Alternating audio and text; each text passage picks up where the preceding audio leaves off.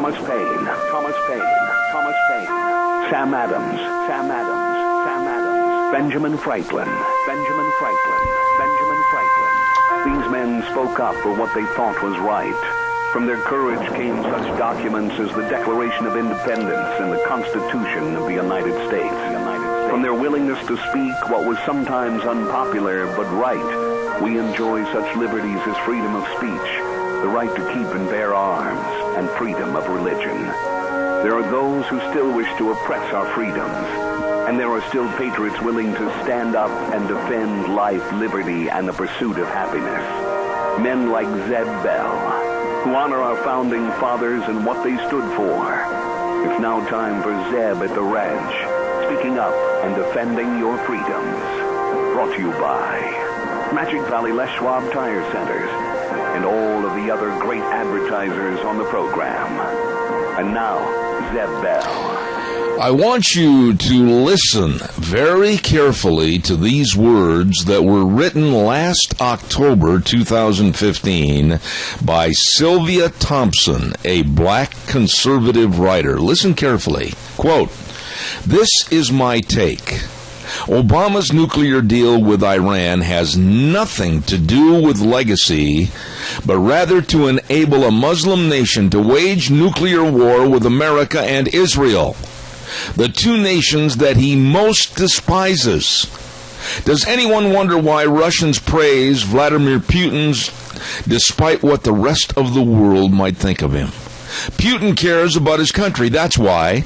Obama despises the American way of life and his country and the American military because traditionally it has been a mainstay of America's strength, and our strength infuriates him." Unquote. Sylvia Thompson, black conservative writer. Spot on.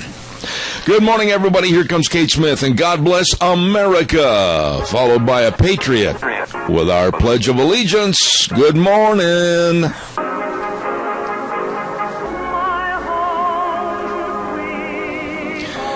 Thank you very much. And that, of course, the lovely voice of Kate Smith. And God bless America. Boy, those words by that black writer were spot on about my feelings about Obama. Anyway, good morning, everybody. Zeb at the Ranch. I'm Zeb Bell with our major sponsor, your Magic Valley Les Schwab Tire Centers, all 7 locations serving you. And along with some of our great advertisers like Western Way Services. Good folks serving you and always at your disposal. Call and get on the route service today, 734-6969. Right now it's time to start the program off correctly with our Pledge of Allegiance. Who do we have this morning? Good morning, sir. You're the one! Always. Oh, my goodness sakes. What happened to our audience of many calling in with the pledge? You're stuck with the job this morning. I don't know. I figure it's 8 o'clock in the morning. People are probably still up getting their coffee, trying to wake up this morning. And I've had mine, unfortunately, so it's like I'm on a nice couch. All right. Well, give us the pledge, please. Thank you. All righty.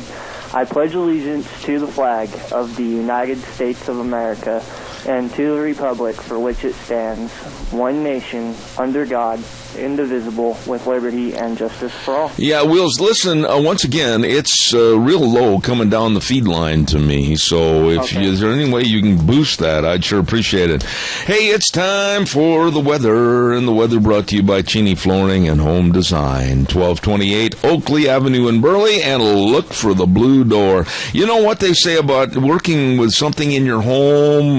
Instead of a traditional desk lamp, opt for a chandelier over your workstation. That's what I'm going to put in here, is a chandelier. All your carpet and flooring and kitchen construction, home decor items, whatever you need to make your house a home at Cheney Flooring and Home Design. You be sure and look for the blue door or give them a call at 678-6945. Here's the lovely Gina with the weather. Here's your weather forecast forecast, and this warming trend is going to stick around at least for the next 3 or 4 days. It's going to partly cloudy skies for today. Winds dying down to about 11 miles an hour out of the southwest. Expect partly cloudy skies. High of 60 nearly for today. Tonight low of 35. Tomorrow, cloudy skies and 55 with an overnight low of 40. Winds picking up for Thursday to about 30 miles an hour, so we'll probably be in a wind advisory on Thursday. Plus, some rain showers going to be in the forecast. High of 47 with an overnight low of 31. Partly cloudy and 53 for Friday. And then for Saturday, looks like partly cloudy and 50. Yesterday's high was 58 and the overnight low was 43. That's your weather for 7th rain. I appreciate it, Gina. Thank you. And brought to you by Cheney Flooring and Home Design, 1228 Oakley Avenue in Burley. Look for the blue door. Hey, by the way, don't forget Thursday's sale day at the Burley Livestock Sale Yard. You better believe it, 1100 Occidental Avenue in Burley. Number to call for consignment information and sale information, 678-9411. Merv, May, Cade, Rocky, Lance, Judy, all of them. The sale that works for you every Thursday, Burley Livestock Sale Yard, 1100 Occidental Avenue in Burley, and we'll give you the sale cattle that are going to be going through the ring on Thursday morning at 8:06. There you go. Thank you very much.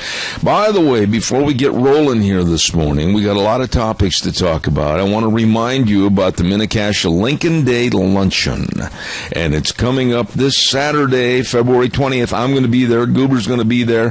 The meet and greet starting at 12:30 p.m. with the lunch at 1:30 p.m., followed by the auction. Lucky Born, hey, bid him up now. There we go. He's going to handle the auctioneering. It's going to be at Maury's Steakhouse Event Center, and that's this coming Saturday, and tickets available at the door. There you go. By the way, too, don't forget Daryl's Cleaners. Man, I haven't got in there yet since our little vacation. And, we've got some rumply crumplies for them to fix up, I'll guarantee you that. Daryl's Cleaners, 1223 Albion Avenue in Burley. And Kevin and Cindy, the whole crew, they are dedicated to you and your good-looking clothes. Yes, sir, you take them in there, and when you go to get them, you're going to say, wow, I don't remember buying that brand new shirt. That's how they come back looking brand spanking new. Daryl's Cleaners in Burley. Really good folks. Hey, our friends at SafeLink Internet, and they said nothing is as slow as last year's fast internet. That's why SafeLink is constantly improving their speed to keep up with customers' demand. Yeah, buddy, they've got over 10,000 customers and signing up more every day. 677-8000. 677-8000. SafeLink Internet. We're proud to be with them and thank them for all their service. You call them today, 677-8000. All right, calls are welcome and appreciated. 436-2244, 1-866-927-4587. I know. You're going to say, Zeb, you're picking all the time at the Times News newspaper. Yes, I know I am, but it's the little things that I think need to be checked on, okay? Look at this morning's paper, and they've done this many times in the past, but I feel obliged to criticize them over this. There is a section in the newspaper, a small section, where they give the local gas prices, and they go through Twin Falls, Burley, Fairfield, Gooding, Haley, Jerome, Rupert, and Shoshone. Well, the local gas prices, but they're showing a green-handled pump. Green is the color for diesel, and in some cases they use yellow, but it's not green used for gasoline. And they're only featuring gas prices. So to the Times News, you're showing a diesel pump, but you're featuring gas prices. Just wanted to throw that out. I know some of you are going to go, picky. I'm being picky. I apologize. Calls are welcome, 436-2244, 1-866-927-4587. Hey, don't forget, too, Ramsey Heating and Electric, and I just absolutely thank them for all they do for the community, all they have done for the community over the many, many years, decades of serving you.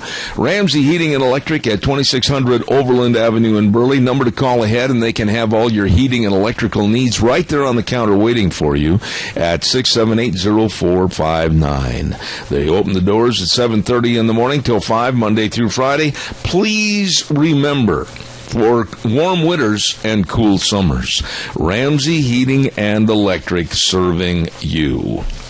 I had a call yesterday, and evidently the person didn't hear, but on February the 25th, next week already, we are going to have our Valentine's Lunch Bunch at Denny's Restaurant. Yep, 611 Overland in Burley. And that's going to be next Thursday, the 25th. Don't forget, next Thursday, the 25th. You can stop in anytime, all the time, to America's Diner, and that's Denny's Restaurant. And 2 locations to serve you, 611 Overland in Burley and 291 Pole Line in Twin Falls. Great food, nice people at Denny's Restaurant. I want to ask you something, and I'm being really picky about the younger generation today, and I want to preface my remarks by saying this. There are some outstanding young individuals in our community. And when I say young, I'm talking about the 30 under, okay? We have some outstanding young people in our community. We have some outstanding young people involved in agriculture. We have some outstanding young people involved in other fields of endeavors, whether they are accountants, whether they are involved in teaching, whatever. We have some outstanding younger people of the millennial generation. But then also on a national level, we have a coddling of our younger generation to where I honestly believe that, oh, mommy and daddy, they want to make it easier for their kids. Oh, my goodness sakes, no losers. Everybody's a winner. And if you don't like something, we'll change it. We'll change it. Don't get mad. We'll change it. And if you don't have the money, we'll pay for it. Attitude. And I saw this when I was down in Arizona. And I talked to a lot of people that are my age or maybe a decade younger.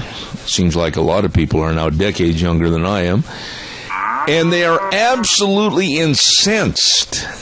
And I won't even say some of the language that was used about the younger generation and their attitude towards our country, their attitude towards capitalism, and their attitude towards changing our future.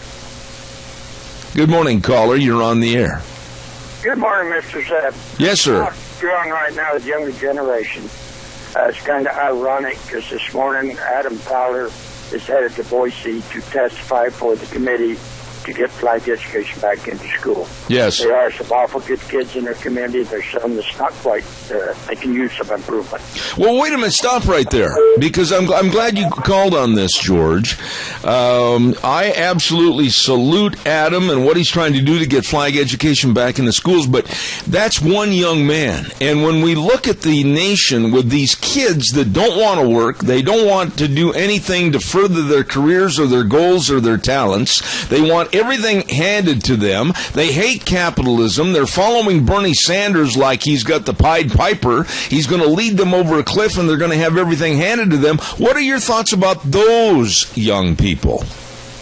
Mr. Bell, I'm on my cell phone on the highway, sir, and you're cutting out real bad, but I do like your comment on good kids, and there are some awful good kids in this community. All right, buddy. Thanks so much. I appreciate it. Thank you. Thank you.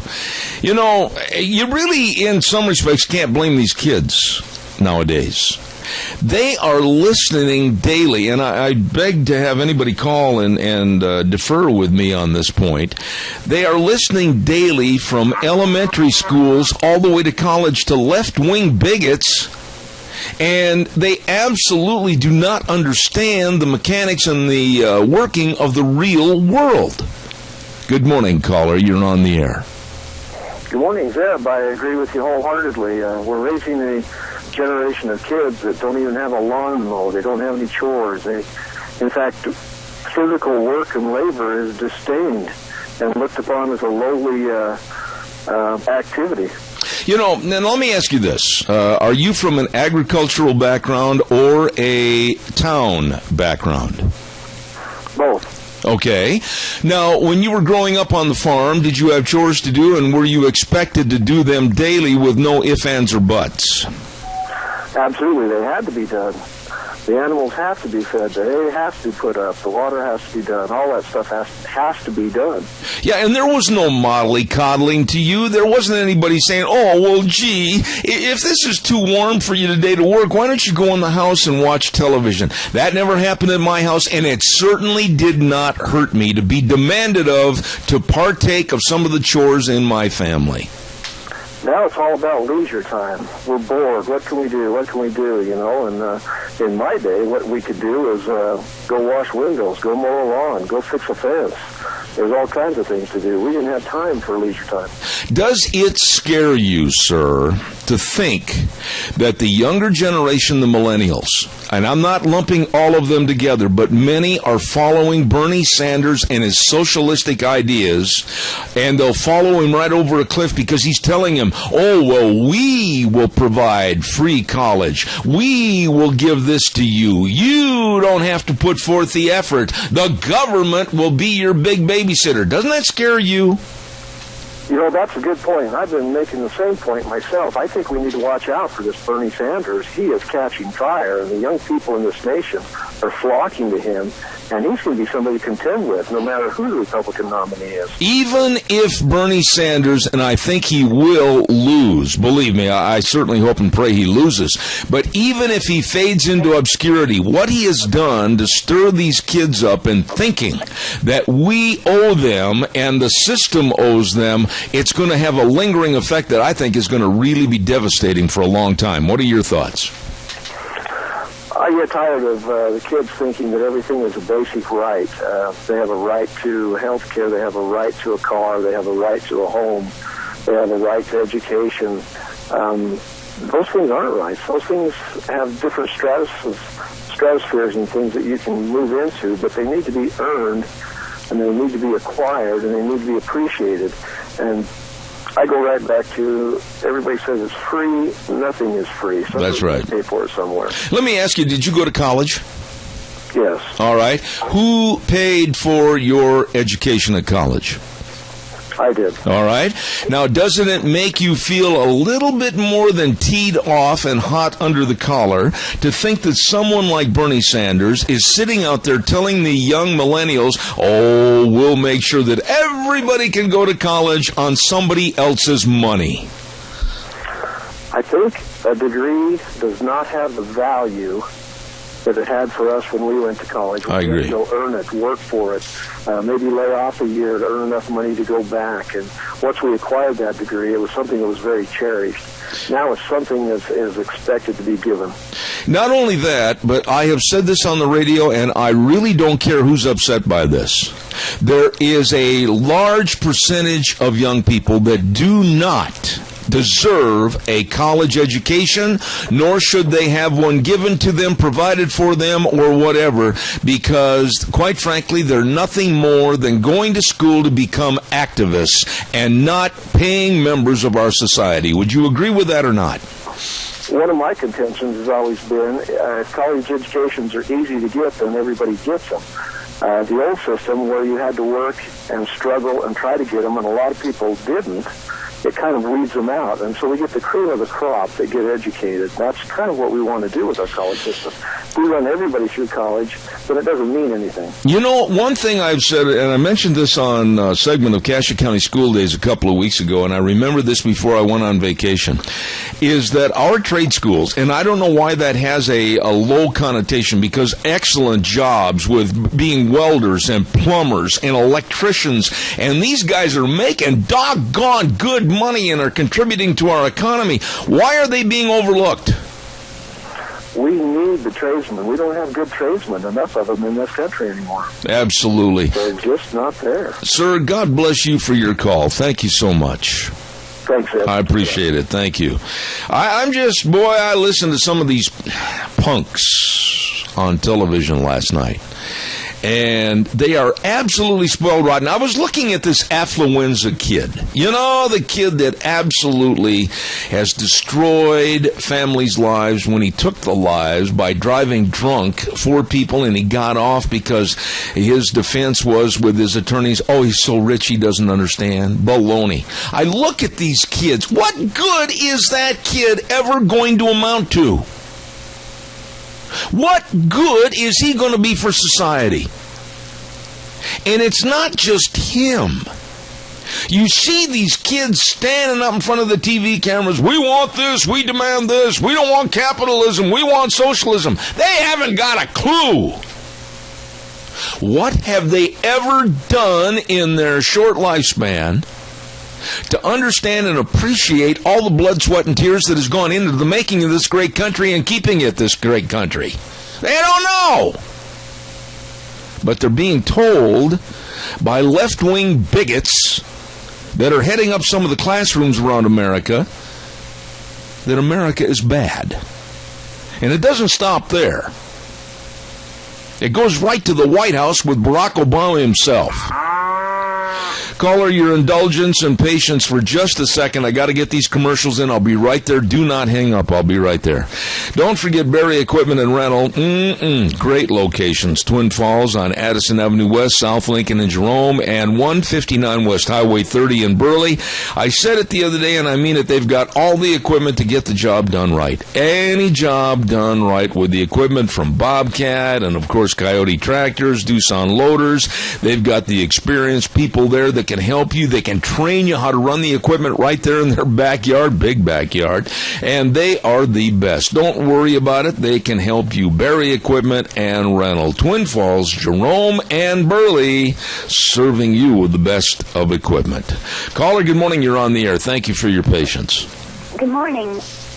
I didn't grow up on a farm, but I married a wonderful farmer, and in our school, we grow potatoes in our school.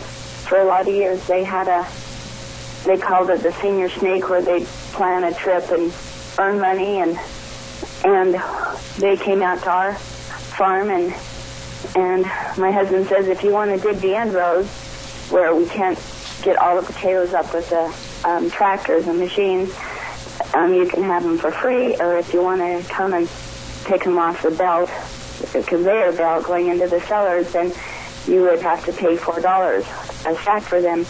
So the first couple of groups all came out and with their shovels and their gloves on and got all the potatoes they wanted, and then they sold them, and everybody loved it.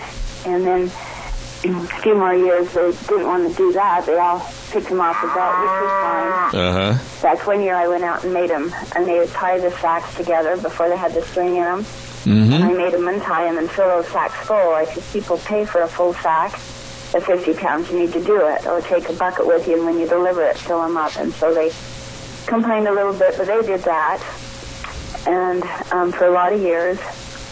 And just the last few years, we had some kids come out and wanted donated hay, donated this. And the first of last year, somebody wanted a 1-ton bale of hay donated and then delivered to this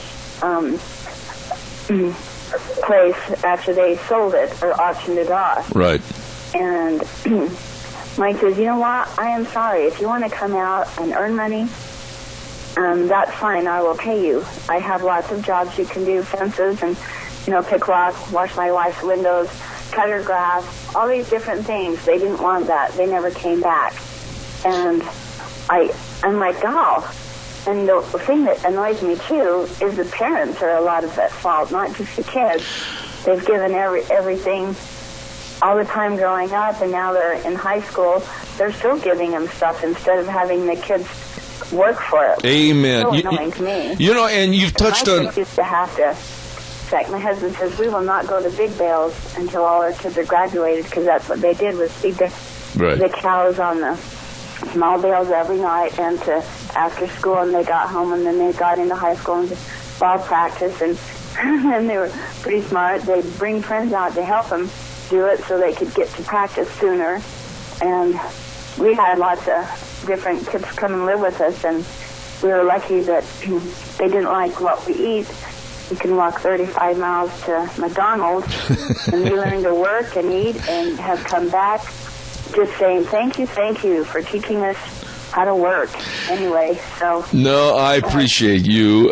Your analogy was very well stated, and all I can say is I wish there were more families like yours around, especially on the East Coast. God bless you, and thank you for your call. Oh, thank you. Thank you. All right, have a great day. Thank you very much. Caller number 2, I'll be there in just a second. I got to get this in. Please don't forget Burley Physical Therapy and Rehabilitation, 1263 Bennett Avenue, Suite 2 in Burley. Nick Greenwell and all the physical therapists, they are phenomenal. They can help you get back to being you. I've got to start going back. I took a 2-week hiatus when I was gone on vacation. Now I got to get the old bones and muscles all regrouped and get back in there. They do a wonderful job. Call today for an appointment, 678-1191, Burley Physical Therapy and Rehabilitation in Burley. By the way, too, don't forget the lovely Dr. Christine Pickup and, of course, Mount Harrison Audiology and Hearing Aids. You call today. Tell them Zeb sent you, because if you're having trouble hearing, you don't want to miss a thing. And by golly, there's many reasons why you're not hearing everything. Call today for an appointment at 312-0957, Mount Harrison Audiology and Hearing Aids, and they're right across from the Minidoka Hospital emergency room, serving you with better hearing. Thank you. Caller, good morning. You're on the air. Thank you. Sorry about that, sir. They hung up. Oh, I apologize. I went a little long-winded there for a minute. I apologize. Calls are welcome. 436-2244, 1-866-927-4587. Now, I want to back up to what I started this last half hour with by saying that not all kids are like that. They're not all like the millennials. They're not all like the, gimme, free stuff. They're not all mollycoddled to the point where, there won't be any winners and losers. Oh, no, my goodness sakes, everybody's the same. I want to back up and say that.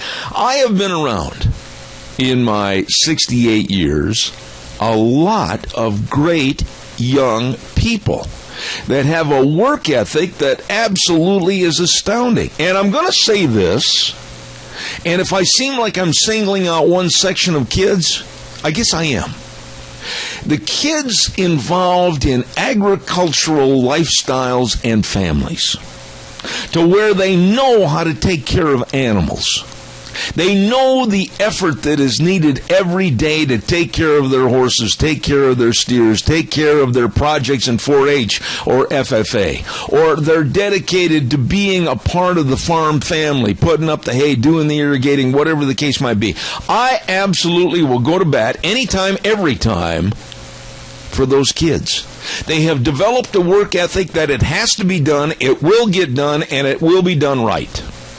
Now, I'm not singling out anybody over and above anybody that has a good work ethic in town.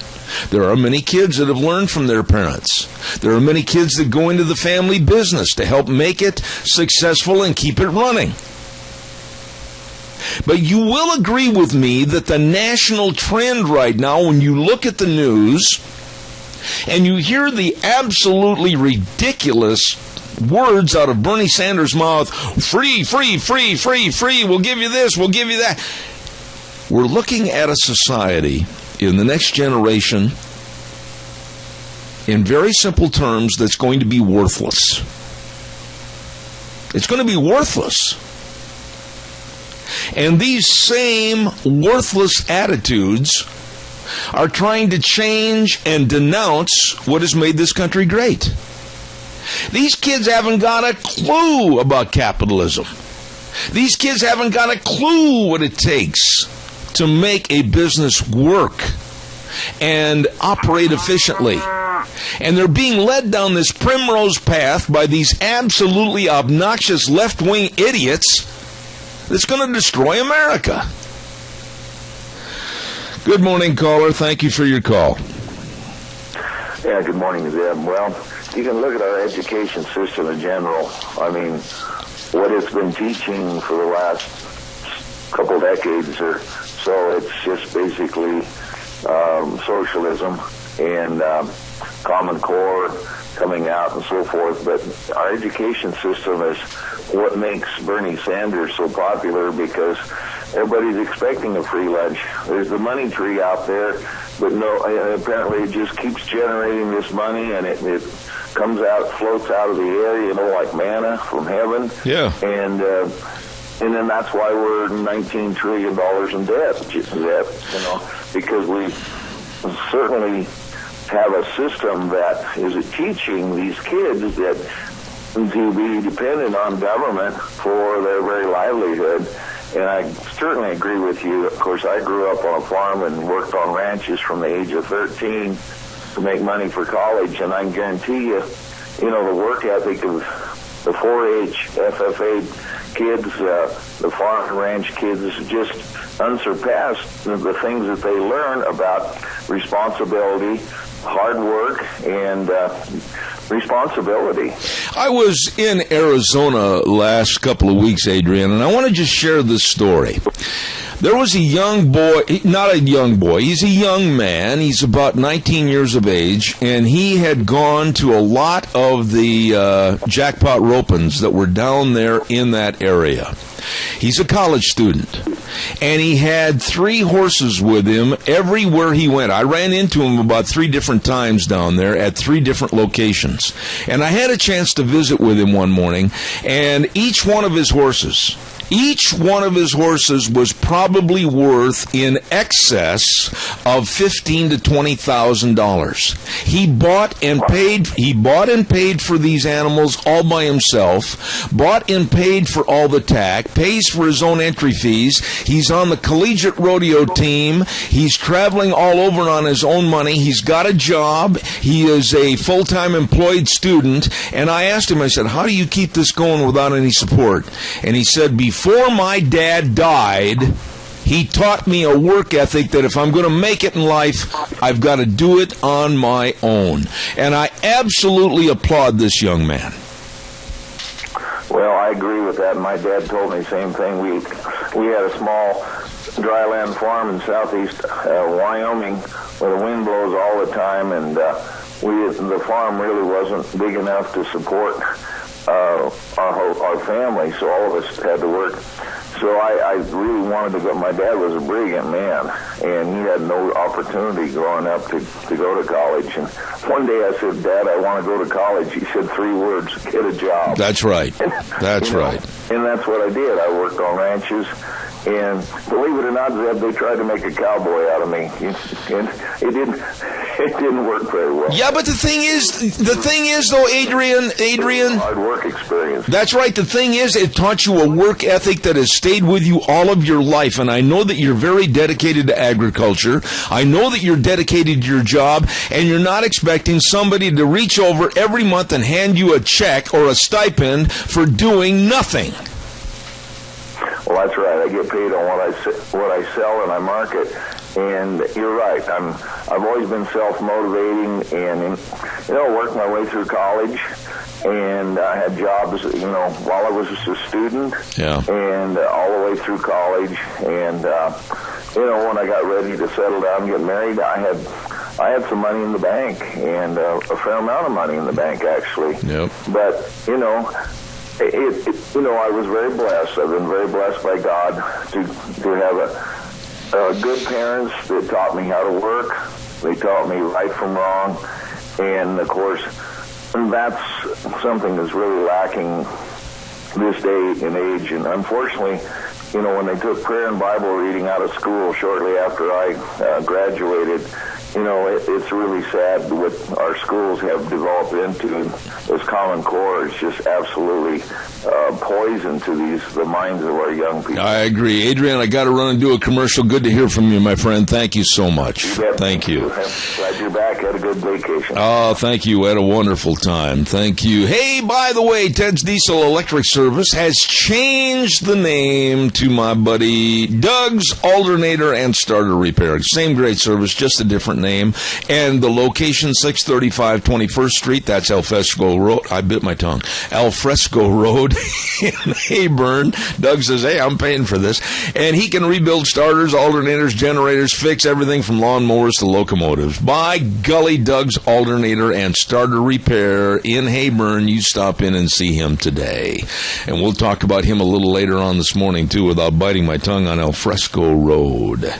Calls are welcome, 436-2244, 1-866-927-4587. Yeah, I was listening to this kid on TV the other night. Oh, down with capitalism. Well, I'm going to do all I can to change the system and all. They haven't got a clue. They don't know what capitalism is. They can't probably even spell it. And they're all in favor of Bernie. They're leading the charge for Bernie. There was a kid on TV this morning just spouting off about all the greatness of someone like Bernie Sanders. What is Bernie Sanders' platform? Somebody call me right now and tell me what Bernie Sanders' platform is. Well, I can give it to you in a nutshell. It's going to be taxes like you've never seen or heard of in this country before. Because if you're going to offer something to somebody, you need the money to pay for it because of higher taxes. And everybody's going to be the same. We're all going to be lumped together. And Bernie's got this great attitude that nobody should make any money. Nobody should be higher than someone else. And take away all the incentive and destroy the talents that God has given us. That's Bernie Sanders' platform. Good morning, caller. You're on the air. Good morning, Seth. I agree with you. There's a couple of things I wanted to hit this morning before you got into other subjects. One of them is, my mom and dad. I grew up in the Burley area, and it's a farming community. But when I hit 12 and 13, my mom and dad said, you know what? It's time for you to go get a job. If there's things that you want, really want, you're going to pay for them. And there was nothing wrong with that. Mom, dad, and the neighbor lady, and I worked my way through high school, and I learned something that I can never. It taught me to earn and to make what you earn. Absolutely. And it taught me also that something these kids are lacking is, I have a respect for everything that I earn. Yep. And everything that I buy because I earned it. Absolutely. Absolutely. I appreciate your call, and I just wish more people would share their experiences growing up, because our generation, my generation, and the generation just under me before we get to the millennials, absolutely had a work ethic, and they looked, I think, honestly, at the talents that God gave them, and they said, we can do whatever we want if we work hard and we can achieve success. And that is something that's not being told to these kids today. I honestly believe that you can succeed at anything if you try. America is still the greatest country in the world for people to achieve success. And I agree with you. I'm LDS, and I have a bunch of friends that went to Russia on their mission, and we're all about the same age. And the one thing we talked about when I was talking with them was the poverty in Russia and how it is still, after decades of oppression, it is still hard to get those people to work hard for everything that they earn. Yeah. Sir, once again, I want to thank you very much for your sharing that with us. I've got a weather forecast I got to get in, but God bless you, and call us again, please. God bless you. All right, sir. Thank you very much. Bye. Let's get a weather forecast in here, and then we'll take some more calls. Mad River Laser. Hello, Nicole. How are you and the rest of the crew at 502 East Street in Rupert, right on the square?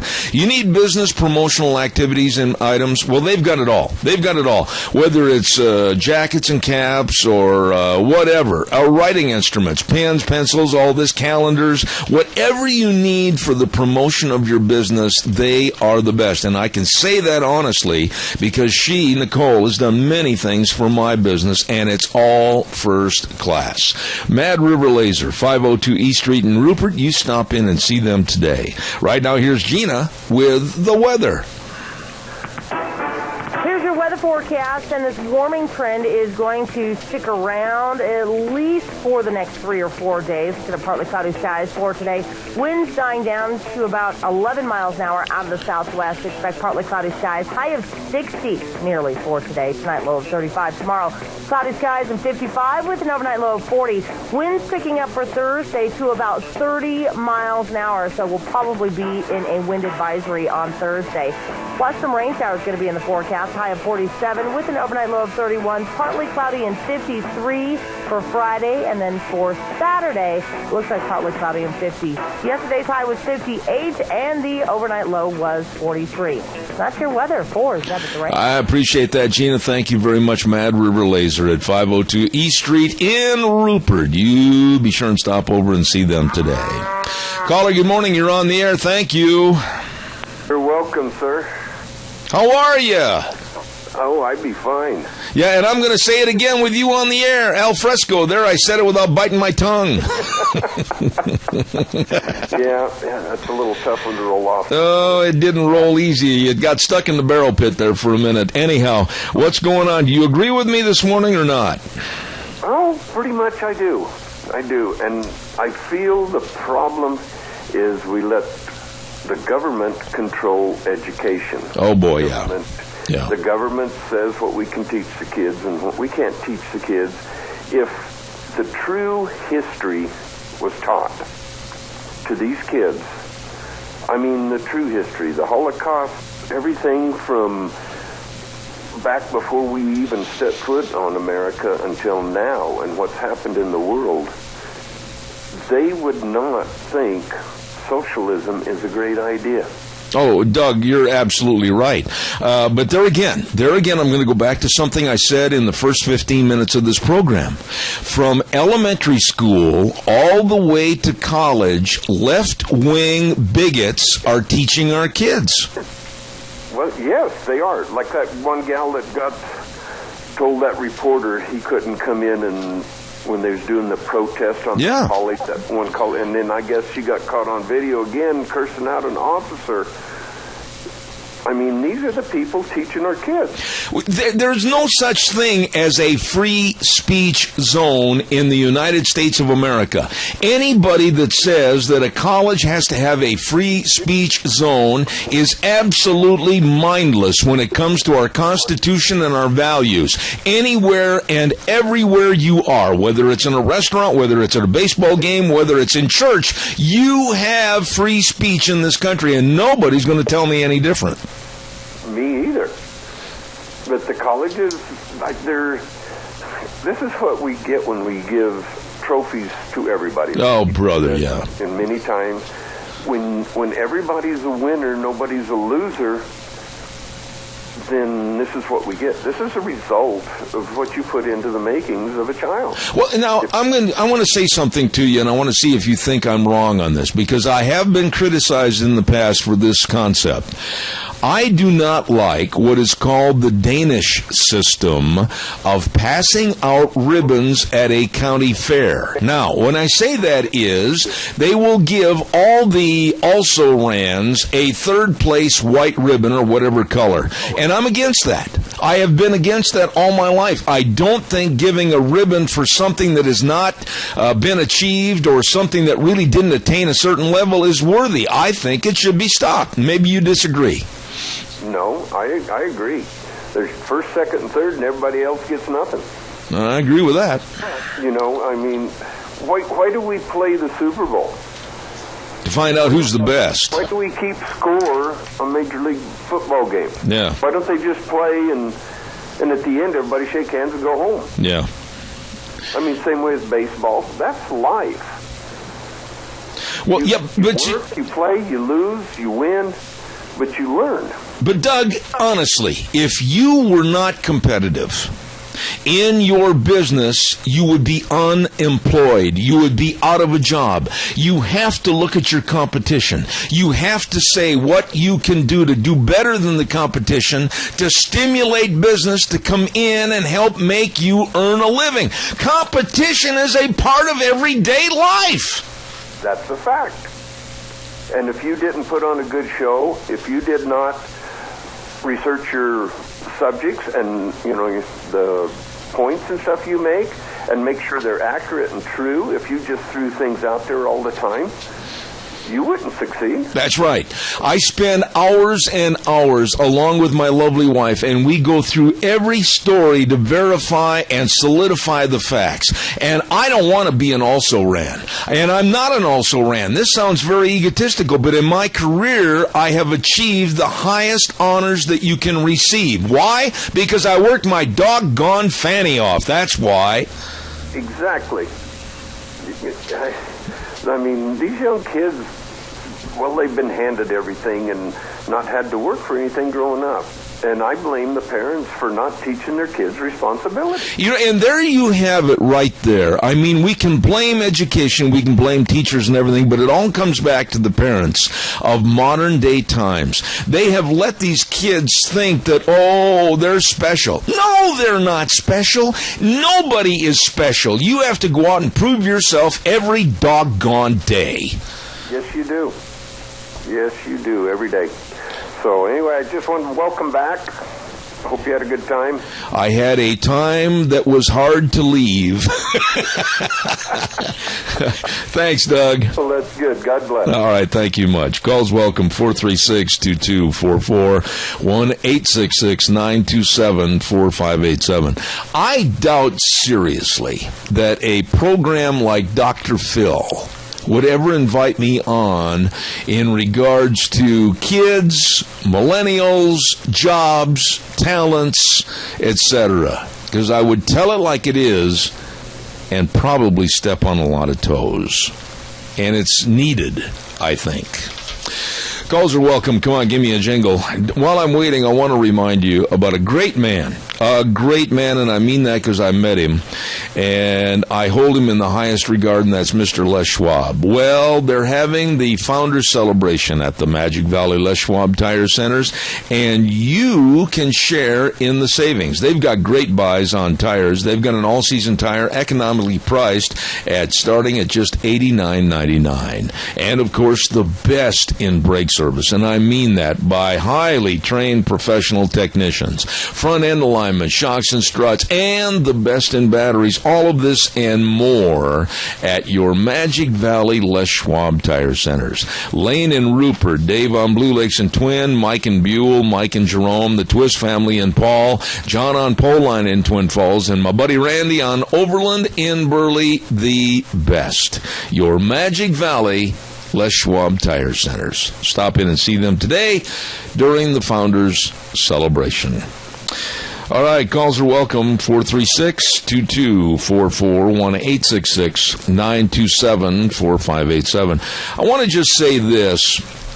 I was absolutely shocked into kind of a jaw-dropping moment last night when I was listening to CIA Director John Brennan talk about ISIS. and ISIS having now chemical weapons, and ISIS planning now to bring those chemical weapons here and use them in the United States.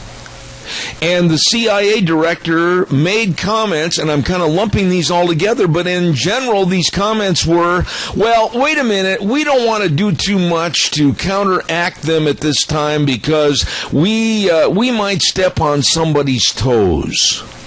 What? I couldn't believe these comments. He basically was saying we don't want to upset anybody by taking them out. What in God's good name is wrong with us?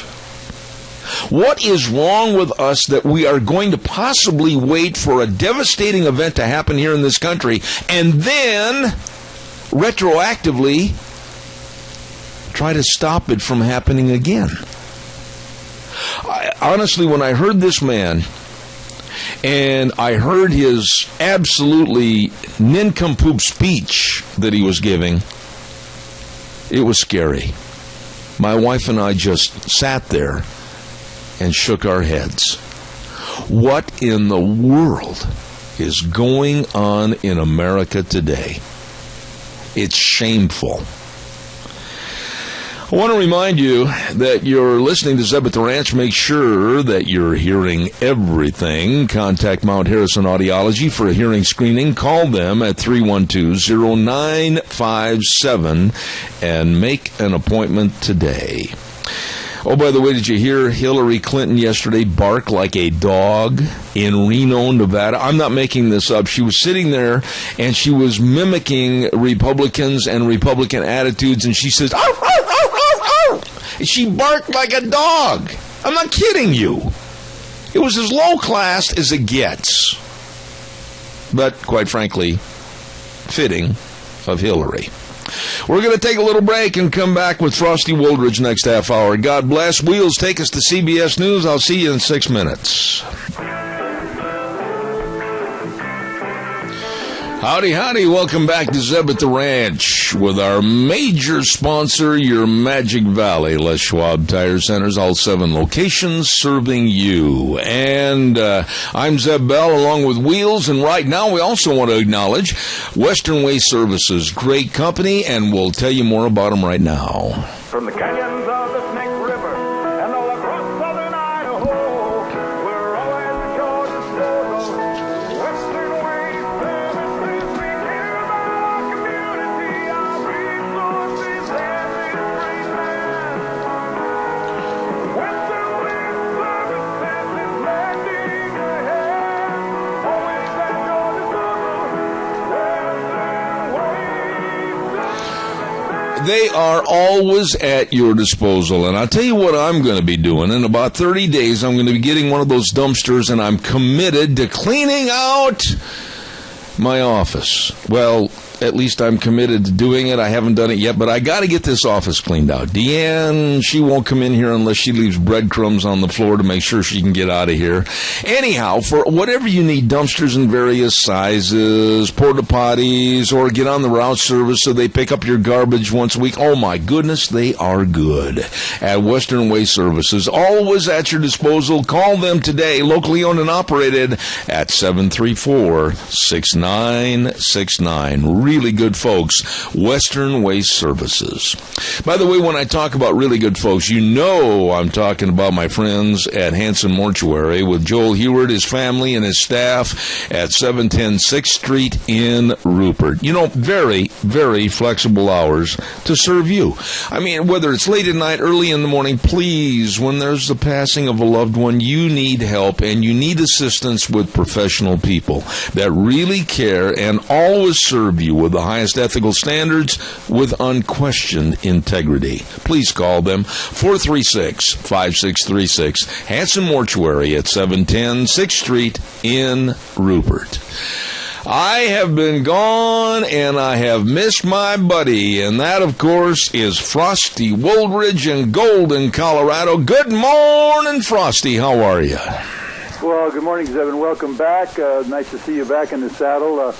I have to admit, it's been a long drought here, but I'm glad you had some great time with Deanne down there in Arizona. The warm weather, it's a welcome respite in the middle of the cold winter that we all share here in the northern clime. So, what a pleasure to be back with you. And, hey, what about those Broncos? I knew you were going to go there. 2 weeks ago, I just said, hey, I thought Cam Newton was just going to riddle the Broncos Denver defense, and I figured the game would be 40-10, just like the Seahawks game a couple years ago. But oh my gosh, what a whale of a game! And of course, obviously, the most valuable player, Von Miller, was extraordinary, along with Marcus Ware, and just the entire defense really won the game.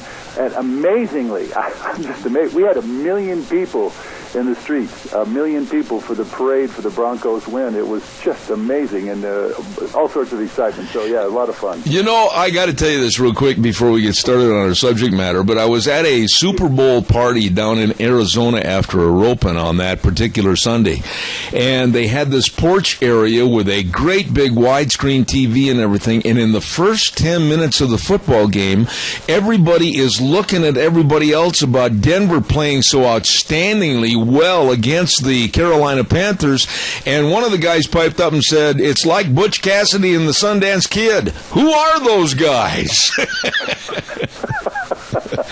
Well, there's no question that the whole world was watching, and I literally at the end I was in tears because Peyton Manning is such a quality man, and everything he's done in his life, and all of the great charities he's pushed and really made worthwhile, and he's just a good man. And of course, there's all sorts of other things swirling around that right now. But I truly do hope that he retires and gets on. And I suspect he will become another Belichick coach of some NFL team, because the man is an extraordinary football mind and an inspiration to everybody, and I'm hoping that he becomes a coach in the NFL and carries on his legacy. No, I tell you what I think's going to happen, and I'll bet you a dinner on this. How about that? Are you ready?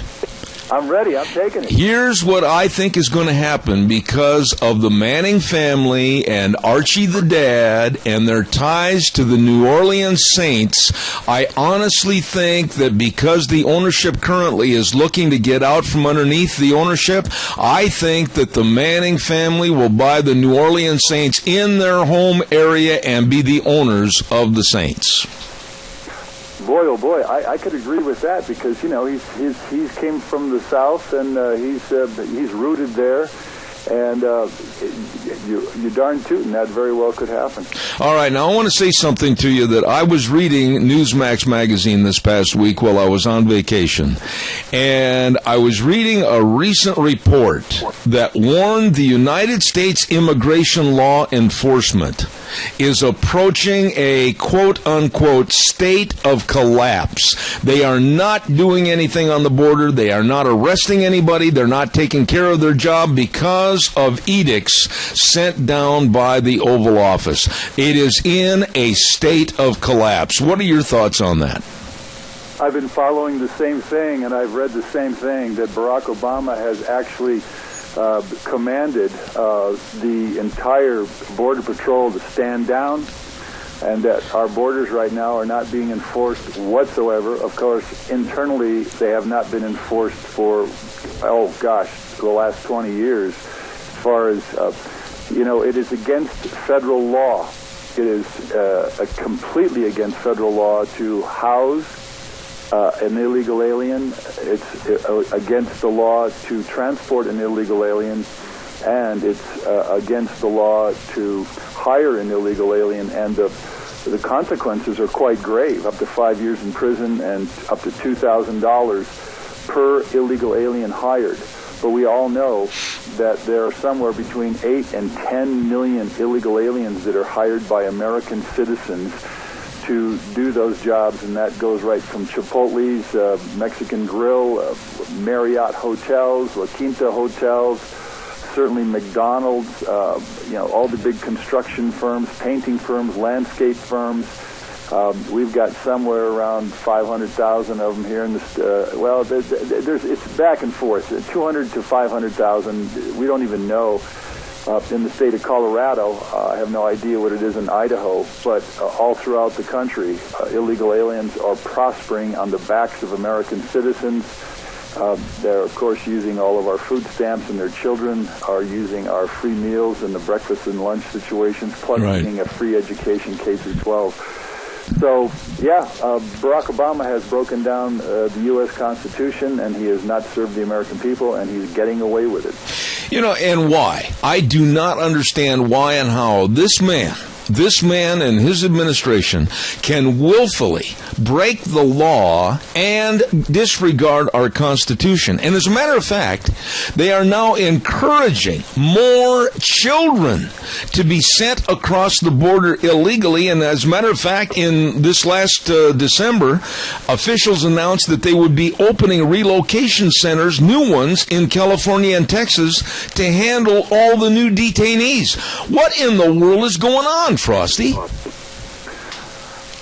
You and I have been talking about this for 12, 13 years now, and the fact is that the Congress is not mandating or facilitating any enforcement of our laws. The executive branch isn't doing anything to enforce the laws of the land, and you're seeing a breakdown. And unfortunately, I would say this: the reason that Barack Obama, who has really committed at least a half dozen or maybe more impeachable offenses in the executive office, the reason he is not being indicted and impeached is because of the fact that he is an African American, and we would probably see incredible riots on the streets by African Americans. If you look at the Super Bowl, that Beyonce gal, who's a singer, literally, she promoted black power and a complete stand down of enforcement of our laws. I mean, it was unbelievable if you watch that halftime show. Yeah. And so you're seeing more and more of that, and you're seeing this lawlessness simply facilitated by Barack Obama. And so that's what we're getting, and that's what you're seeing. And again, the American people are just too afraid of what might happen. And certainly, I'm sure that Congress, all the people that would really adjudicate the Constitution, would absolutely impeach this man, are afraid of the fallout across the country. Let me ask you this, and I mentioned this on my program yesterday, and I'm not going to bow in cowardice to anybody. I'm going to make remarks that I can back up. I was watching the NBA All-Star game the other night, and I sat there and I watched the introductions of all the players that were on the bench and the starters. There was one Caucasian, Pau Gasol was the only one of white skin color, and there was one white coach. And for the blacks in this country to cry discrimination, they have taken over all the NBA positions. I'm going to say and stick my neck out that it's at least 90% black. They have taken over almost 80 to 85% of the NFL, and they want more. So where is the racism, Frosty? Tell me. Well, I wrote a piece on that, that they were making all of these statements, but about racism, that white America is so racist against black America. And the fact of the matter is, black America has the most opportunities in America, 1,000 times more than they would have if they were in the Congo or in Sudan or in Ethiopia or in Kenya, where it's all black. They would not be world champions. They wouldn't be celebrating a Super Bowl ring. They would be suffering from starvation. And one of the ironies of this whole thing is that you couldn't possibly have an all-white... Well, here's BET, the Oscars. They're all complaining about the Oscars. Well, the Oscars are supposedly on merit and ability to act. But look what BET, that's Black Entertainment Television, that is all black. That is racist. The NAACP is all black. It's all racist. If you look at Miss Black America, that's all black and only black contestants. Can you imagine a Miss White America? I mean, you would have riots in the streets for that. How about the Black Caucus in Congress? It's all black, and it only allows blacks to work in that. Same thing with Hispanic Caucus. You have image awards. Those are all black. That's racist. I mean, I can go right on down the line, and you're seeing extraordinary black race. There's a TV program. It's called Blackish. I have not watched it, but it's all black. Can anybody out there listening, across the country, even imagine having wet white entertainment television? Yeah. Could you imagine having Miss White America? Could you imagine having image awards for whites only? Can you imagine having a white caucus in the Congress?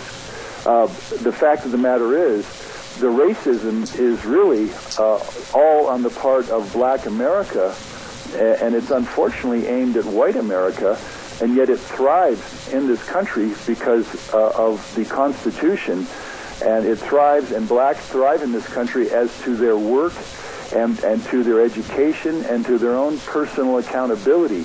And for them to really kick back at white America, especially that Beyonce, black power thing. I mean, it's just, it's almost incomprehensible to me, because black America, African Americans, get to thrive in this country for the very reason that we have created a constitution that honors all creeds, all races, all colors, in the great constitutional republic. Am I wrong on this? No, and there's one that you didn't put in your list that I'll add to the fray, and that's the Black Chamber of Commerce. Why do they have to have a specifically Black Chamber of Commerce when we're all working for and hopefully endeavoring for a better economy for the entirety of the United States of America? Are they going to open their doors only in their business for people to come in that are blacks only? No, they encourage everybody to spend money in their business. Why have a Black Chamber of Commerce?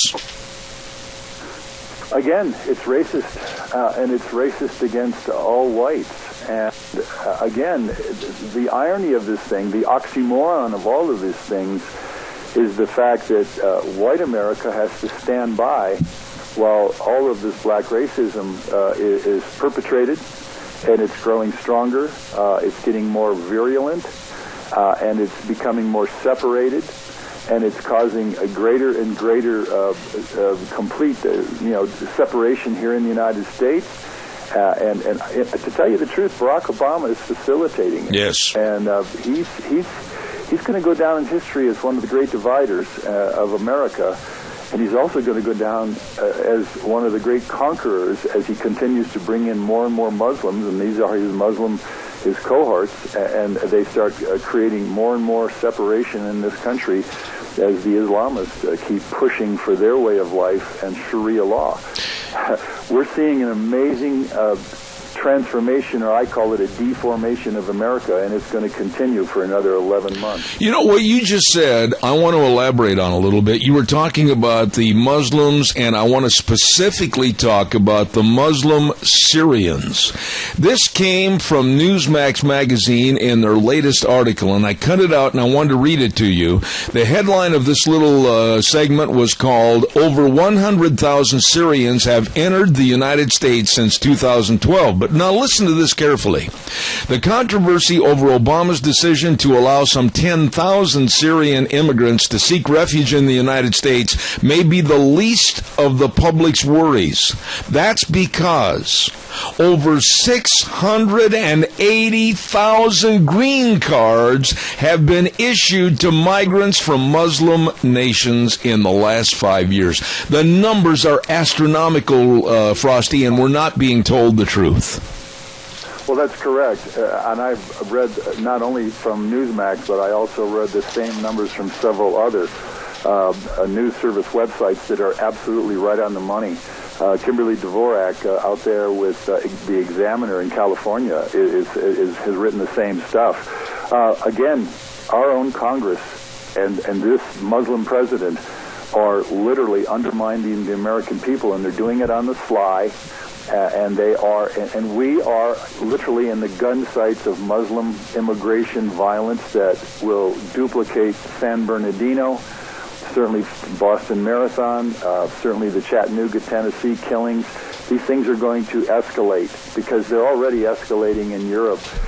You hear about Paris, France, or you hear about Charlie Hebdo and all those massacres, but there are daily killings and murders and unbelievable violence in the streets of Europe, all of Europe, because all of these Muslims, you never have this kind of thing from Buddhists or Hindus or Krishnas. You don't see this thing from Christians. You don't see any of these things from all of these other religions. You only see the violence from Muslims, because the Islamic Quran absolutely dictates, its prime directive is to convert or kill all non-believers. And there's quite a few other parts of the Quran that are really violent beyond belief, and they encourage the violence, and that's why we're seeing violence, and that's how Islam works, and Sharia law works, and we're because the American people. I would ask everyone to go to newswithviews.com today, and I got a piece in there that says how to create a national debate on immigration population. And I just state, use social media, take my template in that letter, and send it to all of the sites that I have, that I've mentioned. And it's a template letter that says, hey, we need to shut down all immigration into the United States. We need a national debate on it, because if we don't, we're going to have 100 million immigrants within the next 30 years and a total population load of 138 million people. And there's no way that once it manifests here that we're going to survive it. It's going to turn this country into a third world country. I can state that unequivocally. That is what's going to happen if we don't stop mass immigration. Well, and you don't have to be a rocket scientist to figure out exactly what you're saying is correct, because I don't care who says it or how it's stated to the public. This bringing in of these refugees is at the taxpayer's expense. And I don't know about you, but the milk of human kindness, the carton is empty in the refrigerator, because I feel like I've given all I can give, and now my livelihood, your livelihood, and our community's livelihoods are at stake trying to foot the bill for these people. That's correct. Ultimately, again, we've got veterans that are out of hospitals. We've got poor. We've got 1.5 million Americans who are homeless. We've got 10,000 homeless here in Denver, Colorado. 10,000 homeless people walk around Denver, Colorado looking for food, looking for handouts and all that. Shouldn't we take that money, whatever money we're going to spend on all of these 100,000 or 200,000 Syrian refugees, and save our own citizens? How about our failing schools? How about our unbelievable infrastructure that's falling apart? Water mains blowing up and collapsing through. Literally, I think it's like 20 a day or so. I mean, the numbers are incredible across this country, the water main failings, because they're all 100 years old. But also the fact that we're $19 trillion in debt. We borrow $2 billion a day from places like China, who we owe $1.4 trillion to. We borrow $2 billion a day just to keep this government running, just to keep our economy. We're floating a false economy right now by borrowing. At some point, it's got to cave in, and to continue to import all these people. And again, the 200,000 Syrians are on top of 1.2 million legal immigrants that are coming in this year, 100,000 every month. It makes no sense. I can't say it enough. Please go to that, newswithviews.com and send in your letter to about 20 different websites, 60 Minutes, Charlie Rose, and demand a debate on immigration population and a shutdown of our borders. Because if you don't do it, we're literally going to become victims of this massive invasion of our country. We already are halfway there with 100 million in the last 40 years, and now another 100 million in the next 30 years. It's coming, and it's not if, it's coming. And so I sure hope that my voice rings clear to everybody listening today. Real quick, Frosty, last thought here this morning.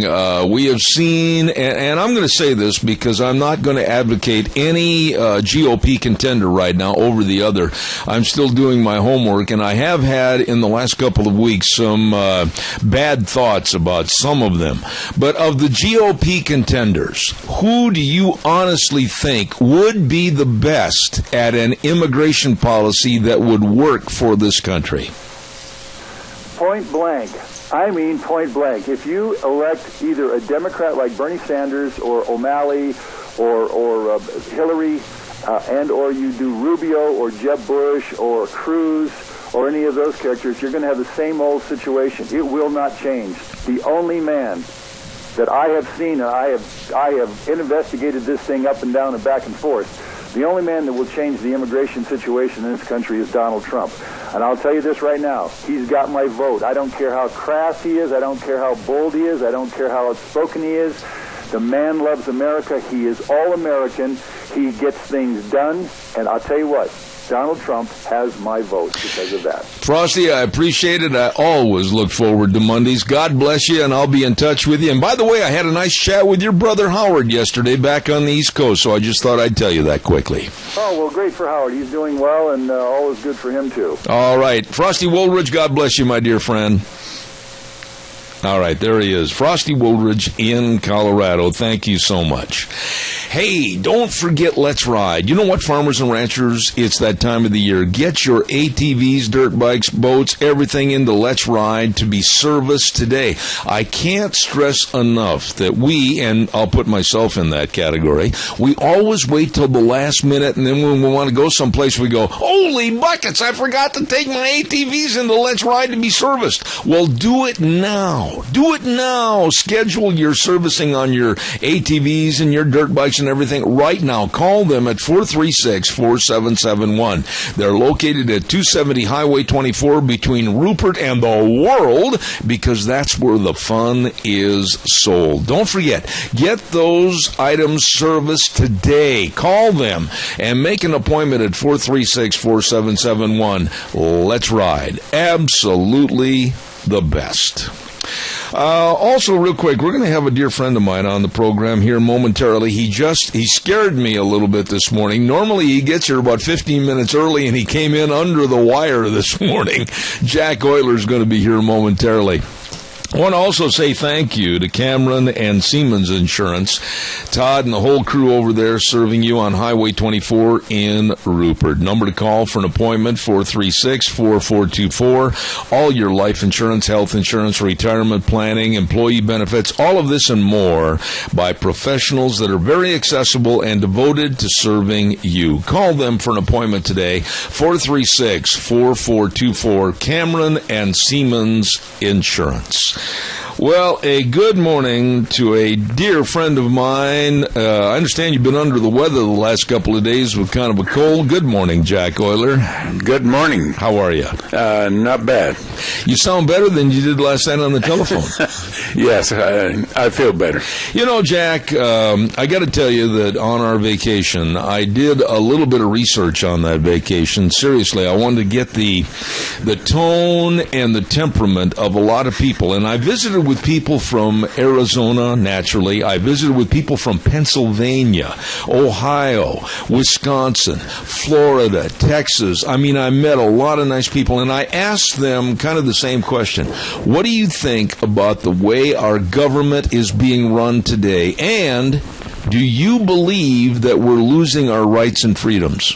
And every single person that I talked to, with the exception of no one, said we are on the wrong track and we're headed into a brick wall. How would you respond to that? Well, that's what I want to talk about today, and let me read you what I wrote down, which just goes along with what you were saying. Watch out, here comes the federal government.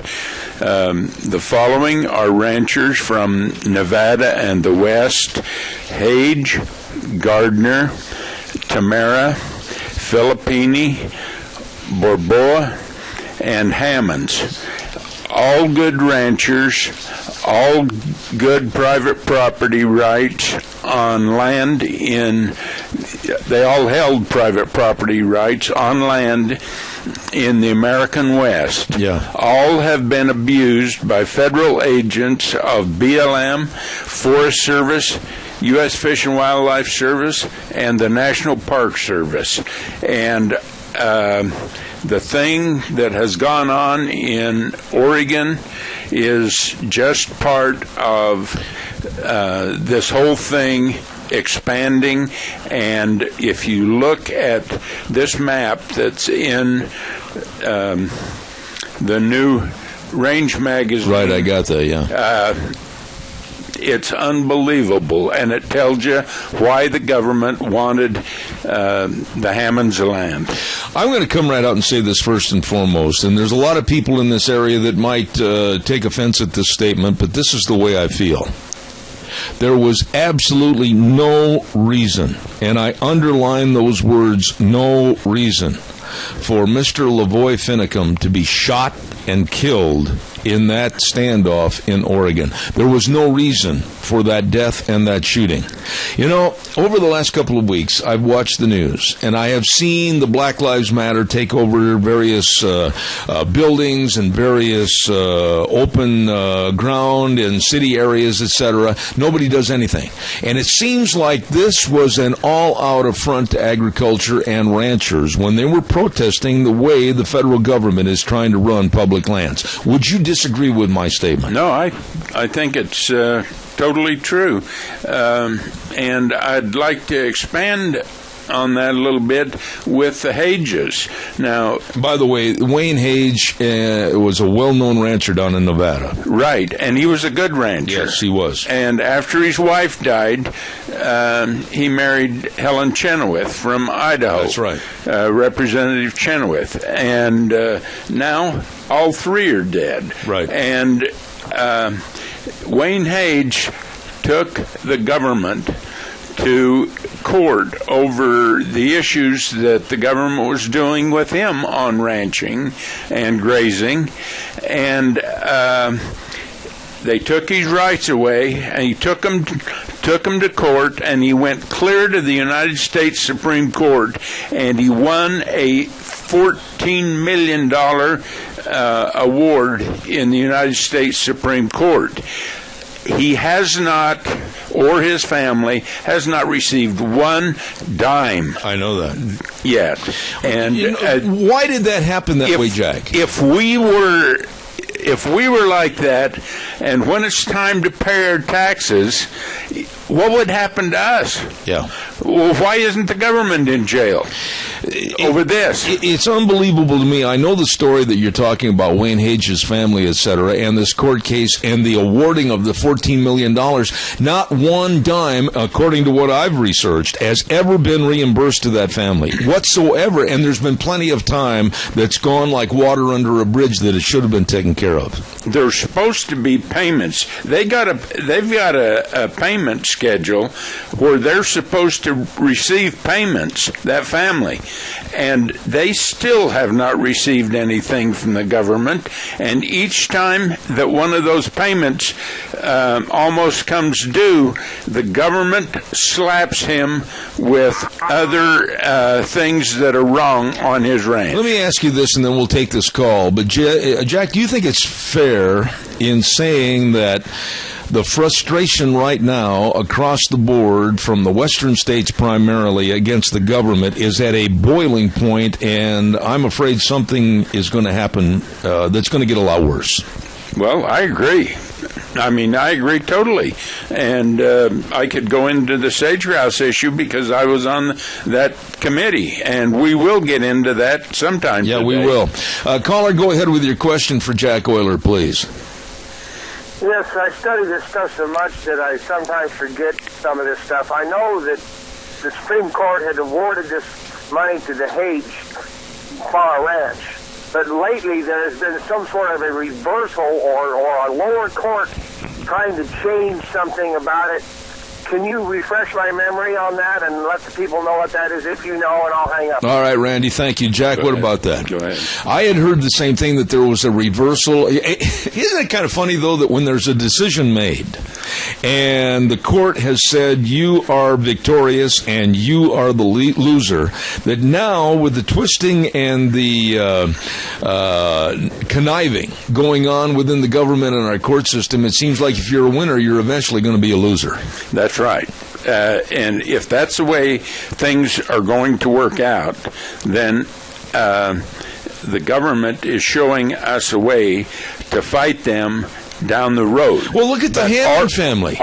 That's right. How can you be sentenced for a supposed crime and you pay your dues to society supposedly, and then years later somebody's going to say, well, that wasn't a harsh enough penalty, and then have to be retried for the same crime? Double jeopardy. What happened, Jack? That Hammond family was treated so bad. They went back to a lower court, gave it to a environmental judge that would go along with the things that they felt. And, the Hammond family is a good-looking family. Page 38 of 37 of the Range magazine. And they've worked hard and they've paid their dues. That's right. And do you know a rancher that doesn't work hard? Yeah. Do you know a rancher that doesn't pay their dues? They get in trouble if they don't pay their dues. But here, the Hage, the government aren't paying their dues, and so who's going to hold the government responsible? Exactly. But we are in trouble. Hasn't it got that way, though, in every certain situation about whether it's the use of public lands, whether it's the water issues, whether it's the spotted owl, whether it's the sage grouse? It's the government. They are in control, and their thumb is on us. And they're using agencies within the government to beat us down, the EPA and others, and that's what's happening to us today, Zeb. I agree. Caller, go ahead with Jack Euler. You're on the air. Go ahead, please.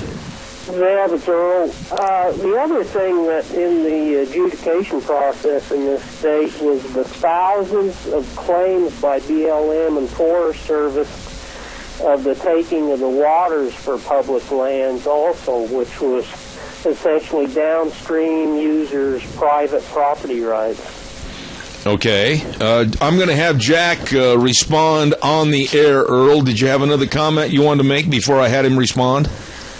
No, that's fine. Okay. All right, sir. Go ahead, Jack. Go ahead.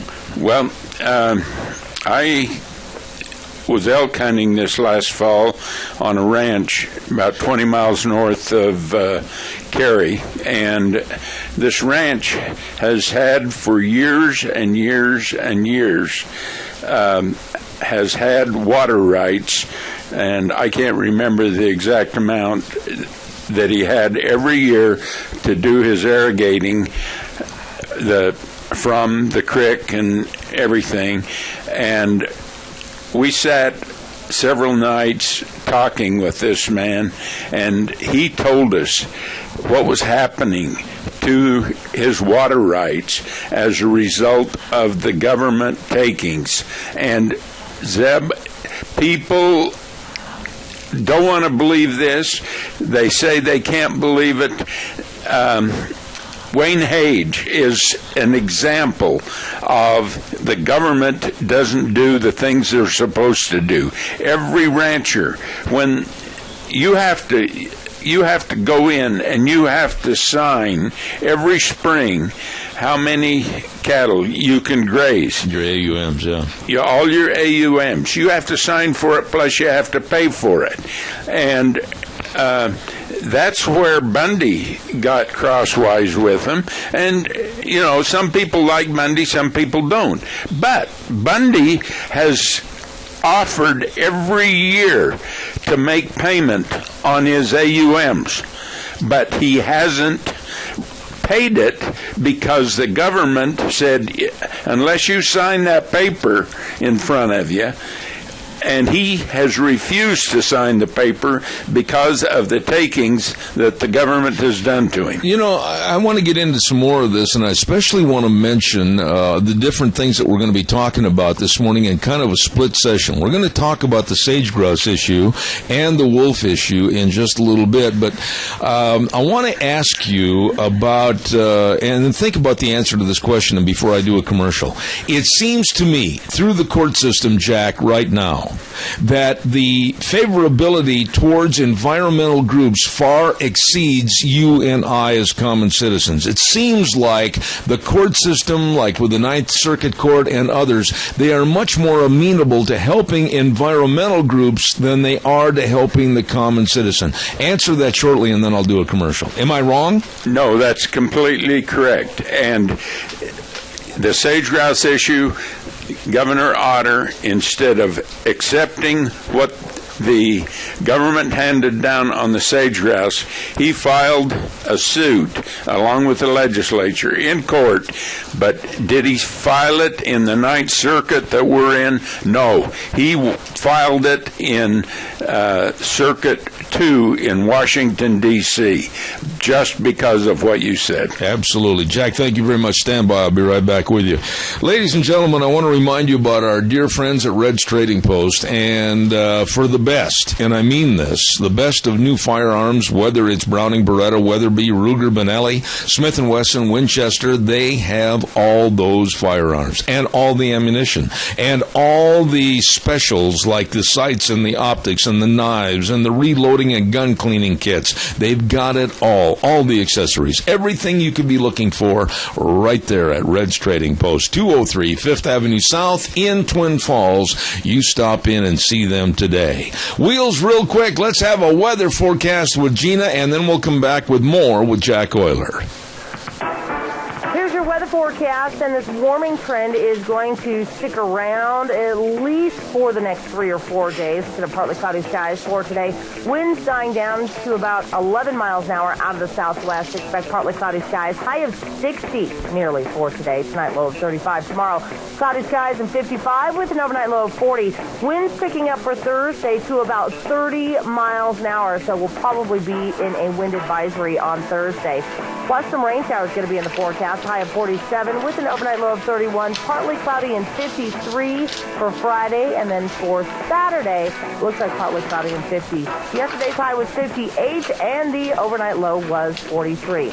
That's your weather for Zeb at the right. Gina, thank you very, very much. Jack, let me refer to this article. I'm going to hold it up so you can see it. I cut it out of the paper the other day.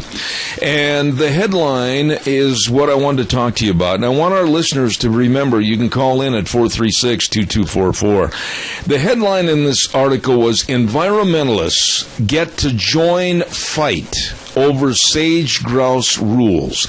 Doesn't this headline solidify what I just mentioned a moment ago as to how the judges in the court seem to be much more amenable to the environmentalists than they are to everybody else, the landowners, etc.? You got to pick your microphone up. Right. Yes. I have sat in the Ninth Circuit Court in Missoula, Montana, several times on the wolf issue, and I know exactly what you're talking about, and I know exactly what you mean. And let me tell you a little story. And we were in court one day, and I was sitting by a environmentalist in the court, and the first two the attorneys that got to testify was environmental attorneys. The first one was a guy, and the second one was a woman. And anyway, she got about 15 minutes into her time, and all at once she started slowing down, and the judge says, are you okay, and can you continue? And she says, yes, I'm just getting my thoughts together. And pretty quick she starts talking again, and she flops over onto the floor. Oh, my goodness. And like she had passed out or something. And this environmentalist sitting next to me, he says, we got to help her. And went to get up, and I said, sit down. And I grabbed his arm and sat him back down, and he says, what are you doing? She needs help. I says, they'll call an ambulance, they'll call the EMTs, and they will take care of her. But I said, I will bet you $100 right now that lady never leaves this courtroom. And it was quiet for a minute, and he says, how do you know that? I said, I know you people. Well, the ambulance came, the EMTs came, they came in, and she's sitting up on the floor, and they talked to her for a few minutes. She never left the courtroom. I didn't get my $100 either. So, in other words, you're saying that it was basically a taking of other times? A taking of other times, and they do things for show, and it's like the articles that are in the paper. I mean, the things that they do. I've sat at the table with these people and negotiated on the wolf fishing, negotiated on sage grouse. And Zeb, agreements with an environmental group, they don't carry any water, is good as long as it takes to get out the door of the meeting. Let me ask you this. In this article, it was mentioned, and they mentioned these names: the Wilderness Society, the National Wildlife Federation, and Earthworks, and all these others. But really, is it the money? Is it the scare and intimidation of being sued? What is it that gets these people a front row seat and get preference over us? It's money. It is money. And if you knew the tax dollars that they have been able to get through Washington, D.C., you would be astounded. And the guy that uncovered that was, I worked with him several times, talked with him around the West. That's all right. I can't remember his name. That's but all right. Anyway, he said, I found this. He worked for U.S. Fish and Wildlife Service in Washington, D.C., and when he found that the environmentalists had taken $87 million, and he gave it to the GOA, and they checked it out, and they found out that that was right. But he showed the environmentalists to be not truthful. He showed them not to be honest and upright and forthright. And do you know what happened to that man? He retired. They told him he was going into retirement, but the last 10 months before he went into retirement, you stay home and you will get your check in the mail. Yeah, they basically put him out of the public eye. That's right. Yeah. Now, let me say this. You mentioned some ranchers in Nevada that really are on the edge of a cliff right now of losing everything they've had for generations in Nevada as far as ranching is concerned. And I've met most of them. One of the families are dear friends of mine, and I've rodeoed with that family, and it's the Filippini family. That's right. Over towards Battle Mountain. I am very saddened to hear that of all the blood, sweat, and the tears this family has put together for a ranching family for generations, it might be up for closure. I know it. Well, you know, this is something that really bothers me, is the fact that 3 of these people that I mentioned, these ranchers, were on that ride to Washington, D.C. with Grant Gerber. Yes. And to me, that ride and the loss of Grant Gerber's life was no different than the guy that got shot in Oregon. Lavoy Finicum. Yes. There's no difference in Grant Gerber losing his life or Finnegan. Well, let me ask you this, Jack. I don't want to see bloodshed. I don't want to see anyone else killed. I don't want to see anybody else in harm's way or as a target. But really, you and it's hard not to say that the American public today, land users, ranchers, farmers, etc., what are they going to do? Their backs are against the wall, and if they resort to what might be considered kind of offensive means of getting their point across, they're condemned and damned by the government and the public. I mean, what are you going to do? How are you going to let the public know that there's injustices out there? Well, that's been a problem for a long time. And I think the sage-grouse issue, if we can get into it in a minute, but we that will. Shows it. Caller, go ahead. You're on the air, please. Yes, good morning, Zeb and Jack. This may be a little bit off the wall, what you're speaking about now, but with all the problems this blunder-in-chief has caused, do you think a military takeover of this government would solve all these problems? Well, I don't know about a military takeover, because I'll tell you what, right now, I don't think the American public is at all prepared to take back the rights and the freedoms that we are supposed to have with our Constitution. And everybody's going to criticize me for mentioning that last statement, but I'm telling you, at the ballot box this next November, we'd better clean house with a big broom or this country is doomed. That's for sure. You're absolutely right, and I hope things straighten out for us. All right. Thank you. Tony, thank you.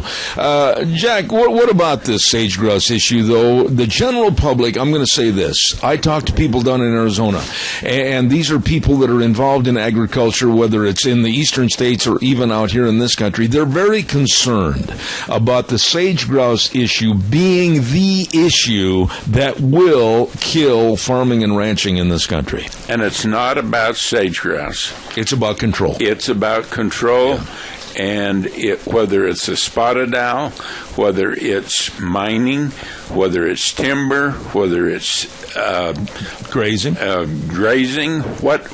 it is, they are using this as a tool.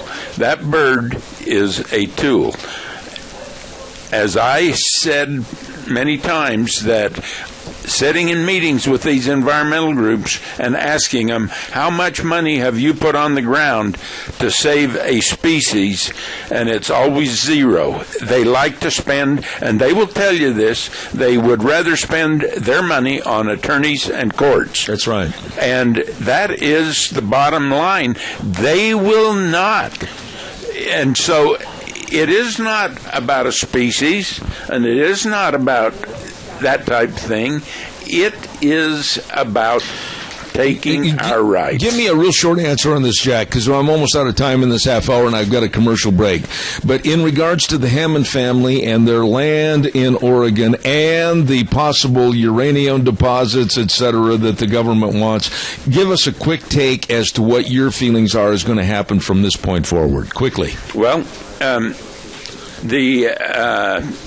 as far as the land up there, the government wants that land, and my son and grandsons have gone up there and hunted waterfowl several times on that, where those people were housed. Yeah.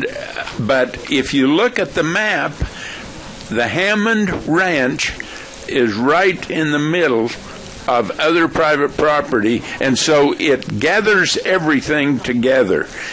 If you look at the map, with Hammonds and other property, and the government wants to take that, and it's not private property, it's the government property. Absolutely. Thank you, Jack. We're going to have more with Jack in about 30 minutes, as a matter of fact. He's going to come back, and we're going to have much more with him after Dr. History. So he's going to take a little breather and then come back. Hey, don't forget Doug's Alternator and Starter Repair Service at 635 21st Street, Alfresco Road in Hayburn. Used to be called Ted's Diesel Electric Service. Now it's Old Doug's Alternator and Starter Repair. Great service, just a different name. And he can rebuild starters, alternators, generators. He is the best. Stop in and see him today. Doug's Alternator and Starter Repair, 635 21st Street in Hayburn. By the way, you've been listening to Zeb at the Ranch, and of course, I hope you're hearing everything. Make sure you are. Contact Mount Harrison Audiology for a hearing screening. Call 312-0957 today. We're going to take a little break and come back in about 6 minutes with Dr. History. Don't go away. Oh, my goodness sakes, welcome back. Hour number 3, Zeb at the Ranch, and of course, brought to you by our major sponsor, your Magic Valley Les Schwab Tire Centers, all 7 locations, excellent people to work with, and of course, our dear friends like advertisers, Western Waste Services, absolutely the best and always at your disposal. Call and get on the route service today, Western Waste 734-6969. We're going to have Dr. History in just a moment, but I want to remind you about our dear friend Kevin and the crew at Certified Pest Control. Avoid bugs, you better believe it, and they can take care of a lot of your weeds too, protecting your property from noxious weeds. Oh my goodness, they know exactly what to do, they know exactly what to spray for, and they can help you, and be safe too. And I'm saying be safe, you know, the bzzz, it's safe with bees. It's a pesticide that will not harm the bees. Doc, don't make so much noise over there.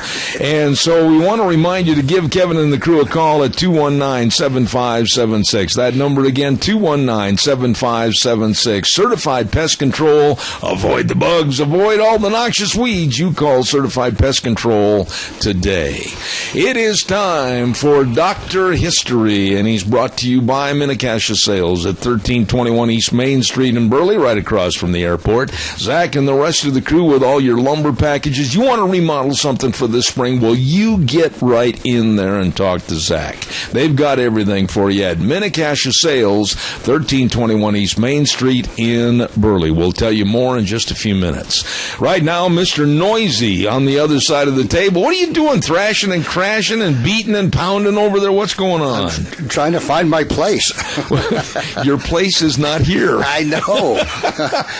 How you doing today, Zeb? I'm good. Good to see you again. Yeah, it's been to a be while. Home and a good, nice day out there today. It's great. You know, you and I both have been on some road trips, and this last trip I took down to Wickenburg, Arizona, I could have used a Scout on occasion, and some of the Scouts in the Old West, were they good, bad, or indifferent? Both. Oh, okay. All right. So we're going to talk about military scouts. Now, one thing a lot of people don't realize, and actually this is where Hollywood kind of gets it right. No. They do show Indian scouts occasionally. Indian Scouts. Yes, but we're going to talk about both. The white man and the Indian Scouts, okay. yeah. So I'm going to talk a little bit about the Scouts first, then I'm going to talk about a particular individual named Albert Sieber. Albert's good old Albert. Sieber. Okay. So anyway, the conquest of the U.S. Army over the Indian nations in the West would not have been possible without military scouts. Okay. Now, the Army Scout had no rank within the military, but he was as respected as an officer. So they were well respected back then. A breed apart, scouts were loners who were accustomed to spending long periods of time by themselves. They understood nature like no others, save except the Indians. And when hunting and tracking, they navigated by the map of the terrain they carried in their heads.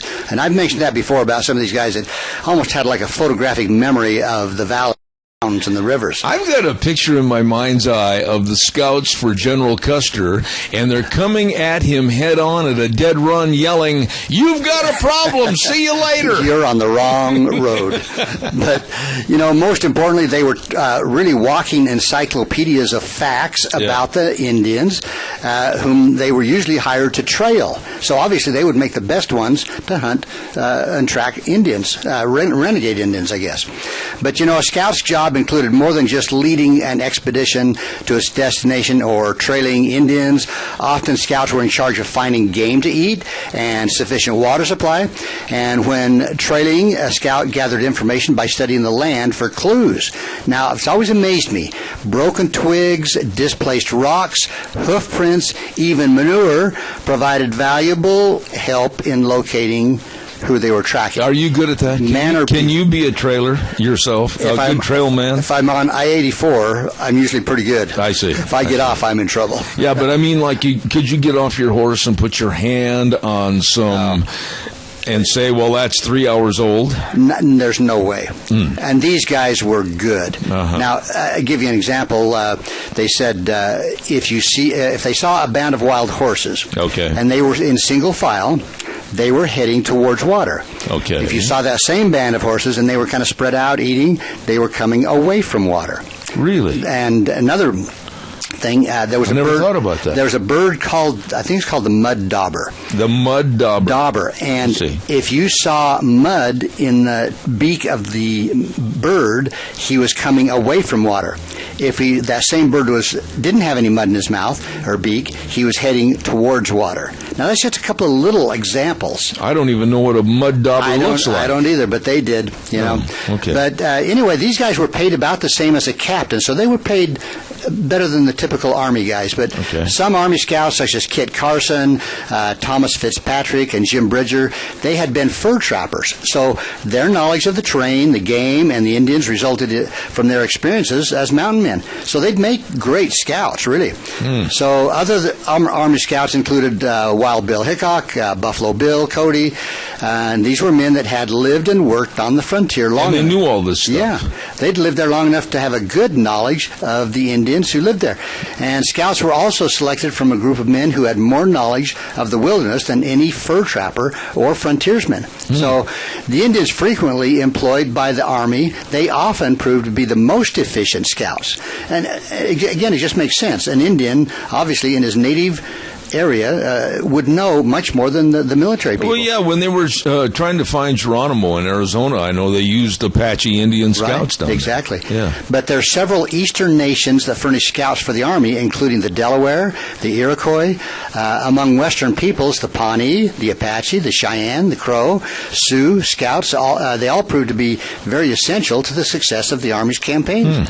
Now, one group excelled in this line of work, and that was the Seminole Negro Scouts. Really? And I hadn't heard of that particular tribe. I hadn't either. But in the early 1800s, they had fled their homeland in Florida and migrated to Texas, where they performed outstanding service for the Army. Really? Yeah. Did they know what a mud dauber was? Knowing what they know, I suppose they probably did. A lot more than what we've just talked about. So. Yeah, I'm surprised about that. This is probably a good place to stop, because then we're going to talk about one individual. Okay, we're going to talk about a guy that shot himself in the foot, right? Well, we'll get to that. Okay.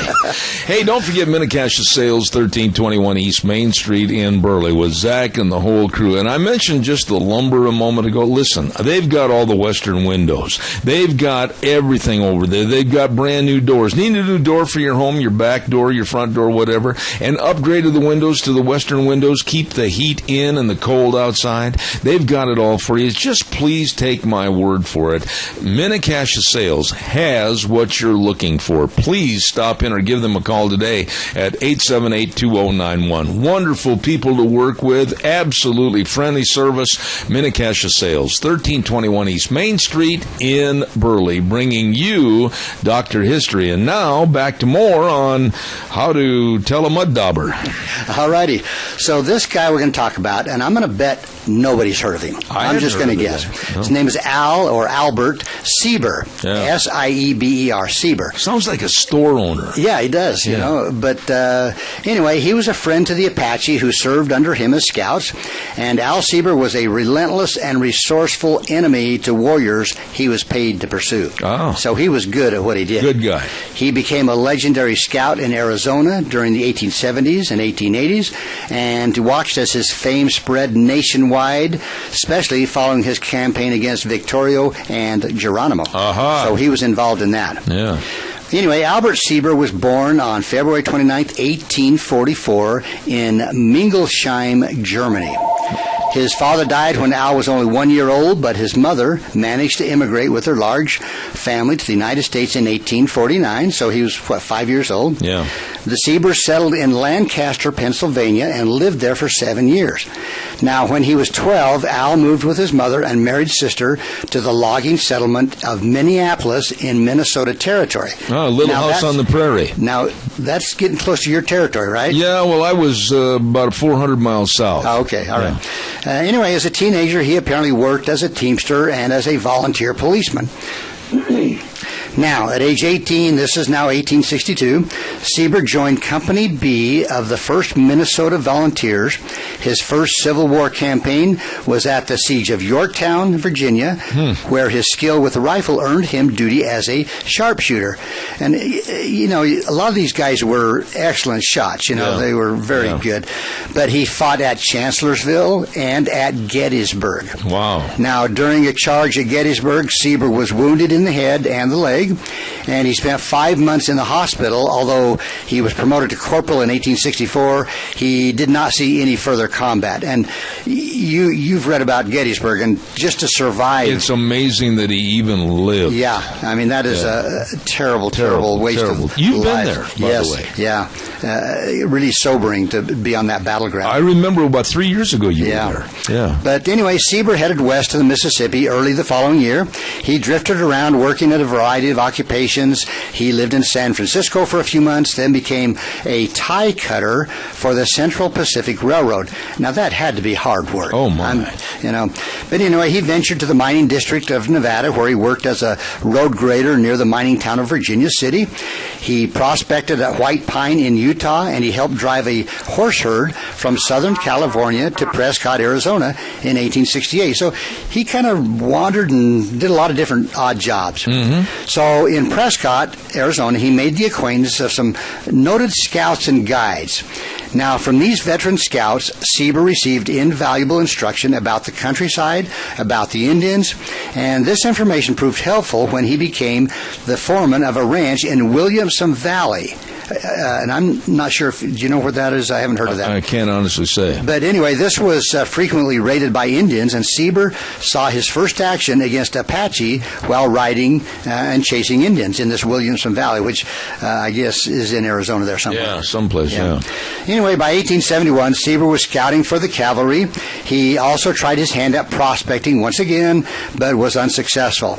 And for the rest of his life, he periodically worked various claims, but like a lot of those guys, he really never did make it. So here we are, it's 1871, he's 27 years old. General George Crook was assigned the command of the Department of Arizona, and the gifted Indian fighter needed somebody like Al Sieber. So Crook developed a strategy of systematically crisscrossing Apache territory with small units that regularly fought or harassed the Indians that they encountered, and it made life on the reservation seem a little more desirable because they were constantly being harassed. Yeah. Well, a key to Crook's success was his widespread use of reservation braves as scouts. And that's what I mentioned. There were a lot of Indians that served as scouts.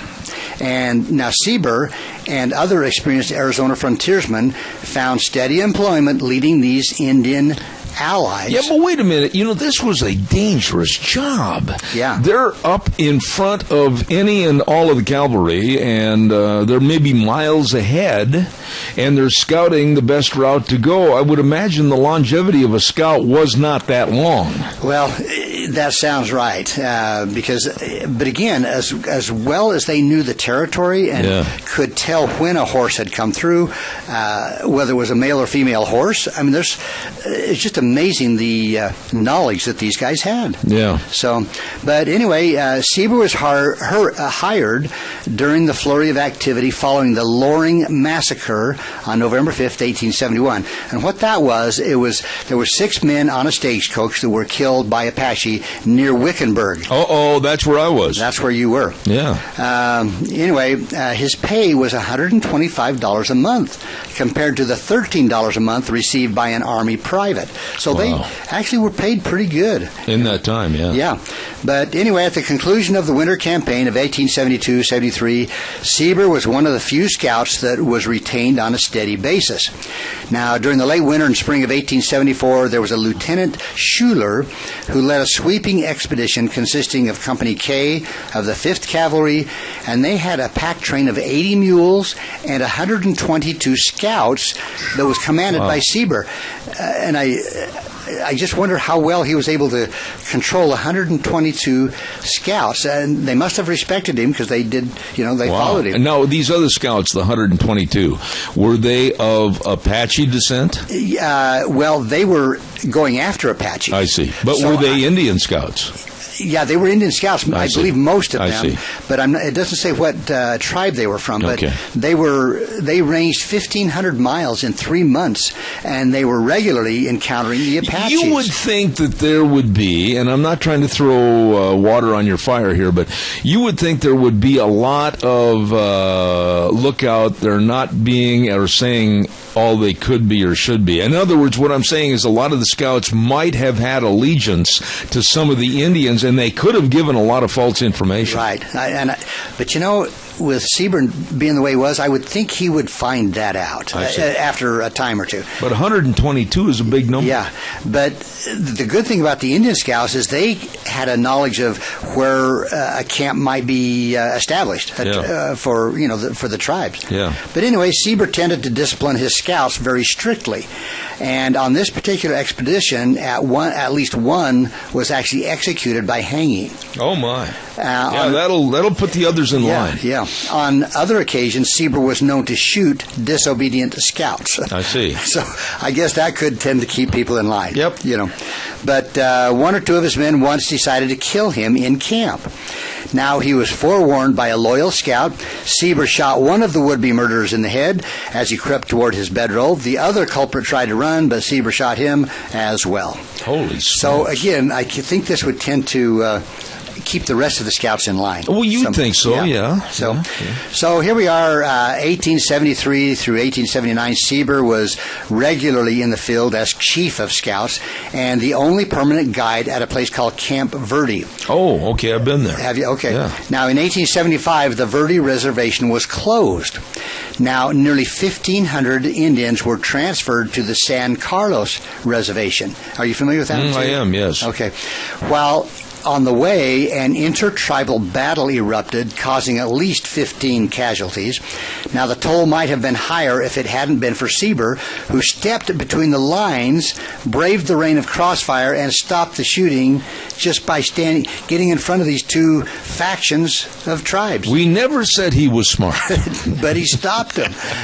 Now, and he never got shot? Not then. Oh, we'll get to that. So, anyway, throughout the 1880s, Seaburn remained employed as chief of scouts in Arizona. And, January 1st of the following year, Seaburn was wounded. Now, this is where he got shot. Oh, look out. Okay, so we're at the San Carlos Reservation, and involved an Indian named the Apache Kid.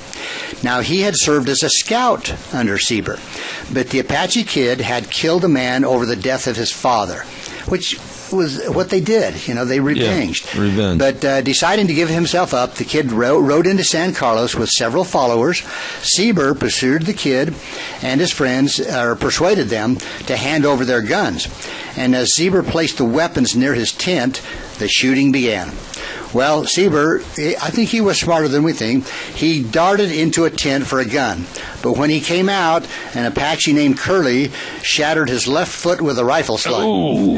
And the Apache Kid fled. He was later arrested, but he escaped again and was never recaptured. I see. So I'm going to look into him. He could be an interesting guy to do a story let's check on the old Apache Kid. So anyway... Well, what about Seaburn's foot? Well, it was hurting. Well, duh. So I showed you a picture of him on crutches. Yeah, him and I could run a race. That's right. Well, anyway, bedridden at San Carlos for several months, so it must have been a pretty good wound. Yeah.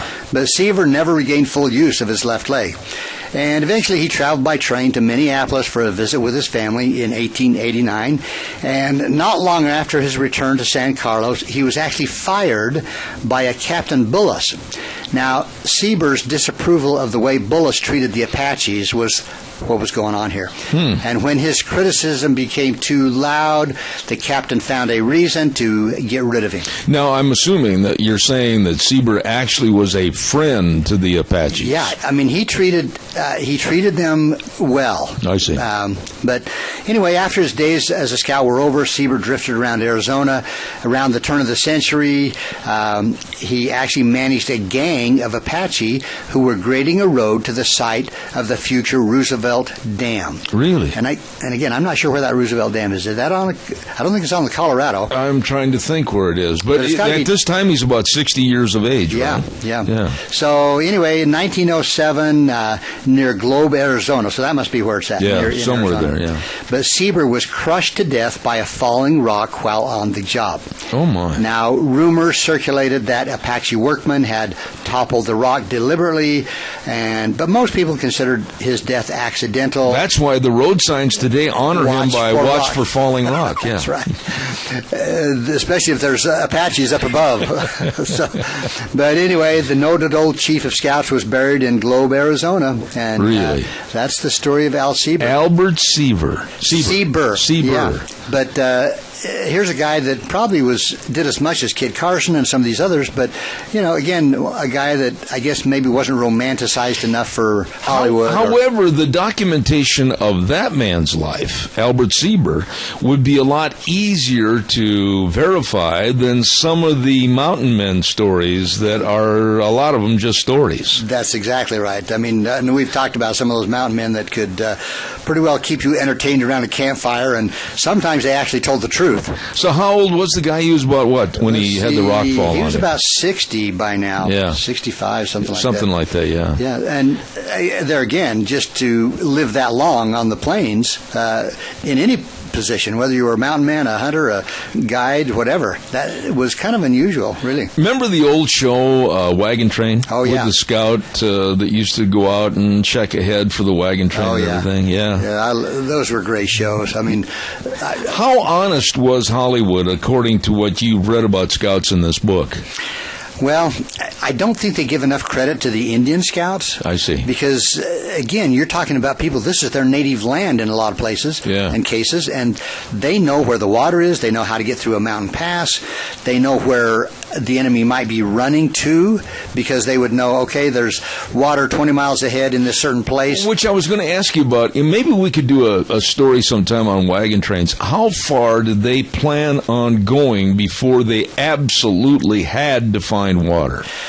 The wagon trains? The wagon trains, yeah. Well, just right out here locally, they had a kind of a rough time between Raft River, where the Oregon Trail and the California Trail split, until they got out here to the Declo area. Oh, that's quite a ways. And that's, 20 miles or so without water. So they really had to be cautious about what the scouts were finding and where. And again, the scouts for the wagon trains, they had to have some knowledge about, how far to water and passes to avoid. They definitely knew what a mud dauber was. They probably did. Yeah. And there again with the Oregon Trail, a lot of people just consider this one single trail, and it was at places, but there's a lot of places where it was a mile wide. Oh, absolutely, because of the grazing and everything else. Right. Yeah. So they had to find places for the animals. You really had a good story today. I enjoyed this. I'm patting you on the back. I like these guys that nobody's heard about. Albert Sieber.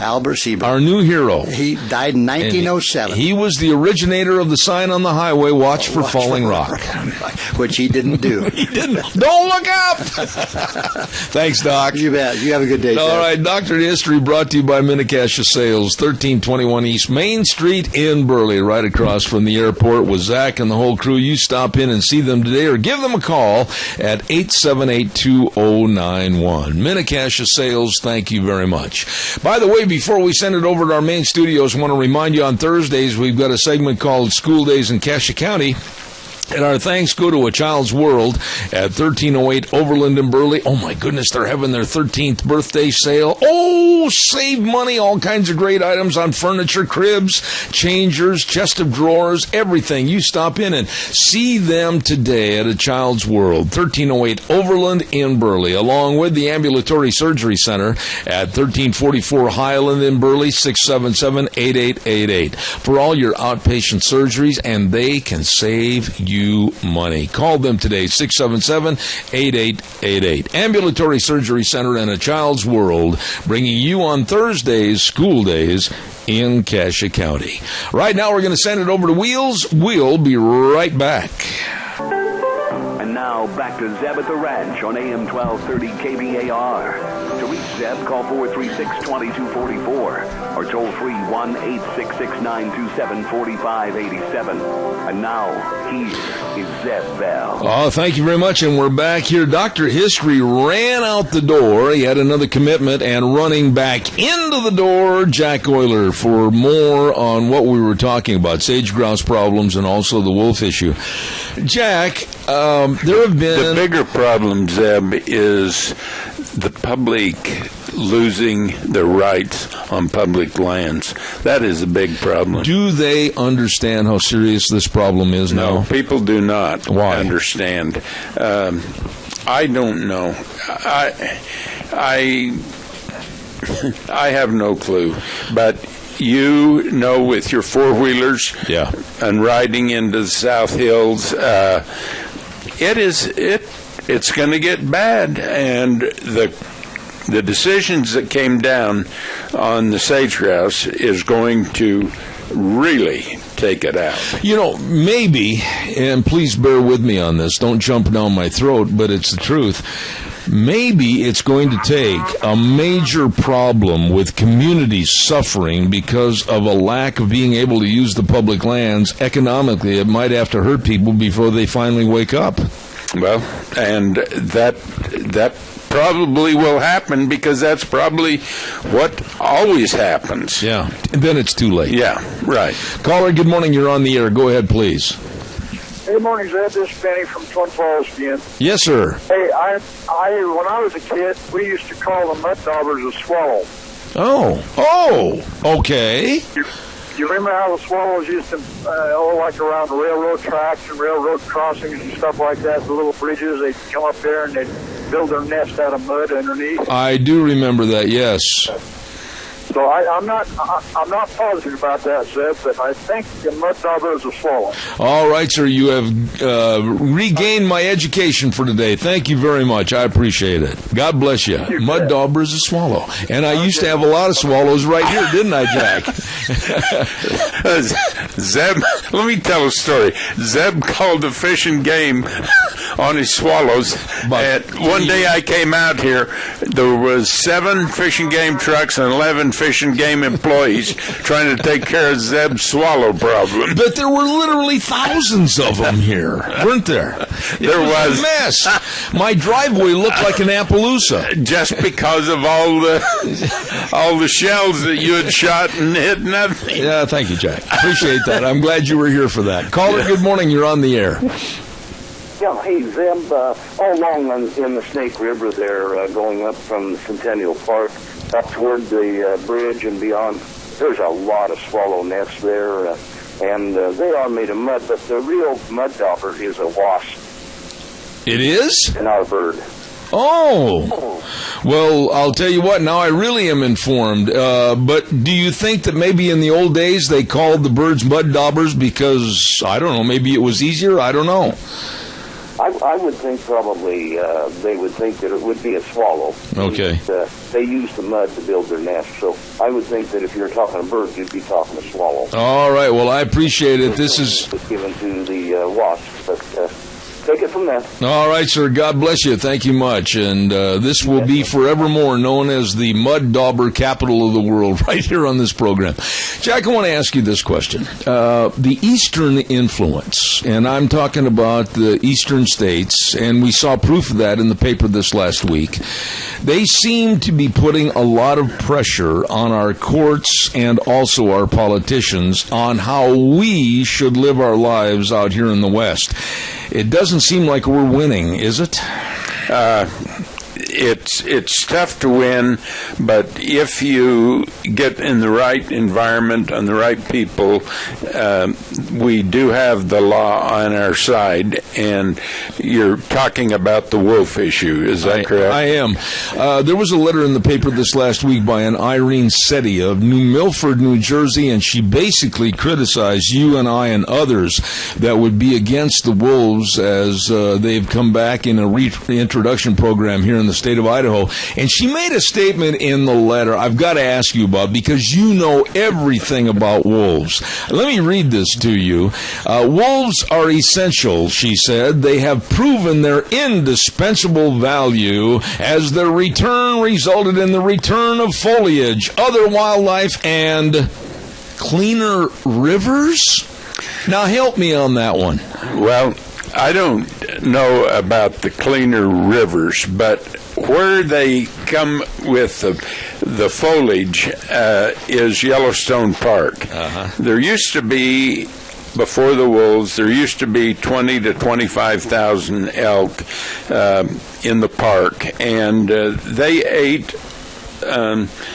In the winter, they would be along the rivers, walking along the rivers, eating willows and the foliage along the rivers. And that's where that statement comes from, is now there's only about 1,000 elk in Yellowstone Park, and there is hundreds of wolves, and those willows are starting to grow. I see. And that's where the foliage part comes from. But, you know, other parts of her letter saying that wolves kill for food, taking the weak, and unlike man who kills the biggest for bragging rights, etc.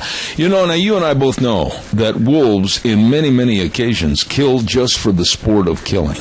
That's completely true. As you're aware, when I took our cameraman when we was doing the TV show, right, I took him to up in central Idaho. It was by McCall someplace. Yes, to video 99 dead wolves on the face of a mountain, and 99 dead sheep and on the face of this mountain, and 2 had been eaten on, and that was it. What do we do from this point on to try to influence or educate people that absolutely think we should do nothing about the wolves and we should just let the numbers grow in uncountable numbers? We need to do what I have been trying to get the Fish and Game to do for years, and that is tell the facts in the paper or wherever, and every time you get the opportunity to say the same thing over and over and over. And what it is that the wolves in the state of Idaho are at a recovered number when there are 10 breeding pair or 100 wolves. And they're way over that. And at this time, we are at about 30 breeding pair, and we are at about 1,000 wolves, are around that. Let me ask you, there was an editorial in the paper a couple of days ago from Virgil Moore, the Idaho Department of Fish and Game. He's the director, in regards to wolf management. I know you read the story that he had written for the Times News and other newspapers. What did you think of his synopsis about the wolf management? The part that I liked about the article that he had in the paper, he had the 10 breeding pair or 100 wolves. Right. I called Virgil and I said, thank you for giving the facts. And this is what needs to be. We need to do what we're supposed to. We need to, and the government is the one that set these numbers up. The state of Idaho didn't set them up. That's right. The government that controls us daily set these numbers up, and they are considered recovered when they're at that number. Now, you have sat in on all the meetings as the recovery started back in 1995. You've been there. You've done that. You're the most knowledgeable about the wolf issue of anybody in the state of Idaho. But every time there was an agreement with the wolves on reintroduction and the numbers, the environmentalists always cried foul after the agreement was made, and such is the case with the 10 breeding pair, is it not? Yes, they do not feel that is enough. They feel that we need more, even though the counts right now show at least 800 in the state. I've had Fish and Game commissioners say 1,000 to 1,200, but we don't know exactly, because here's another thing the environmentalists have done. They won't let us manage the wolves in wilderness areas in the state of Idaho. In other words, we can't fly helicopters and we can't shoot a dart at a wolf like we do elk and deer and other things.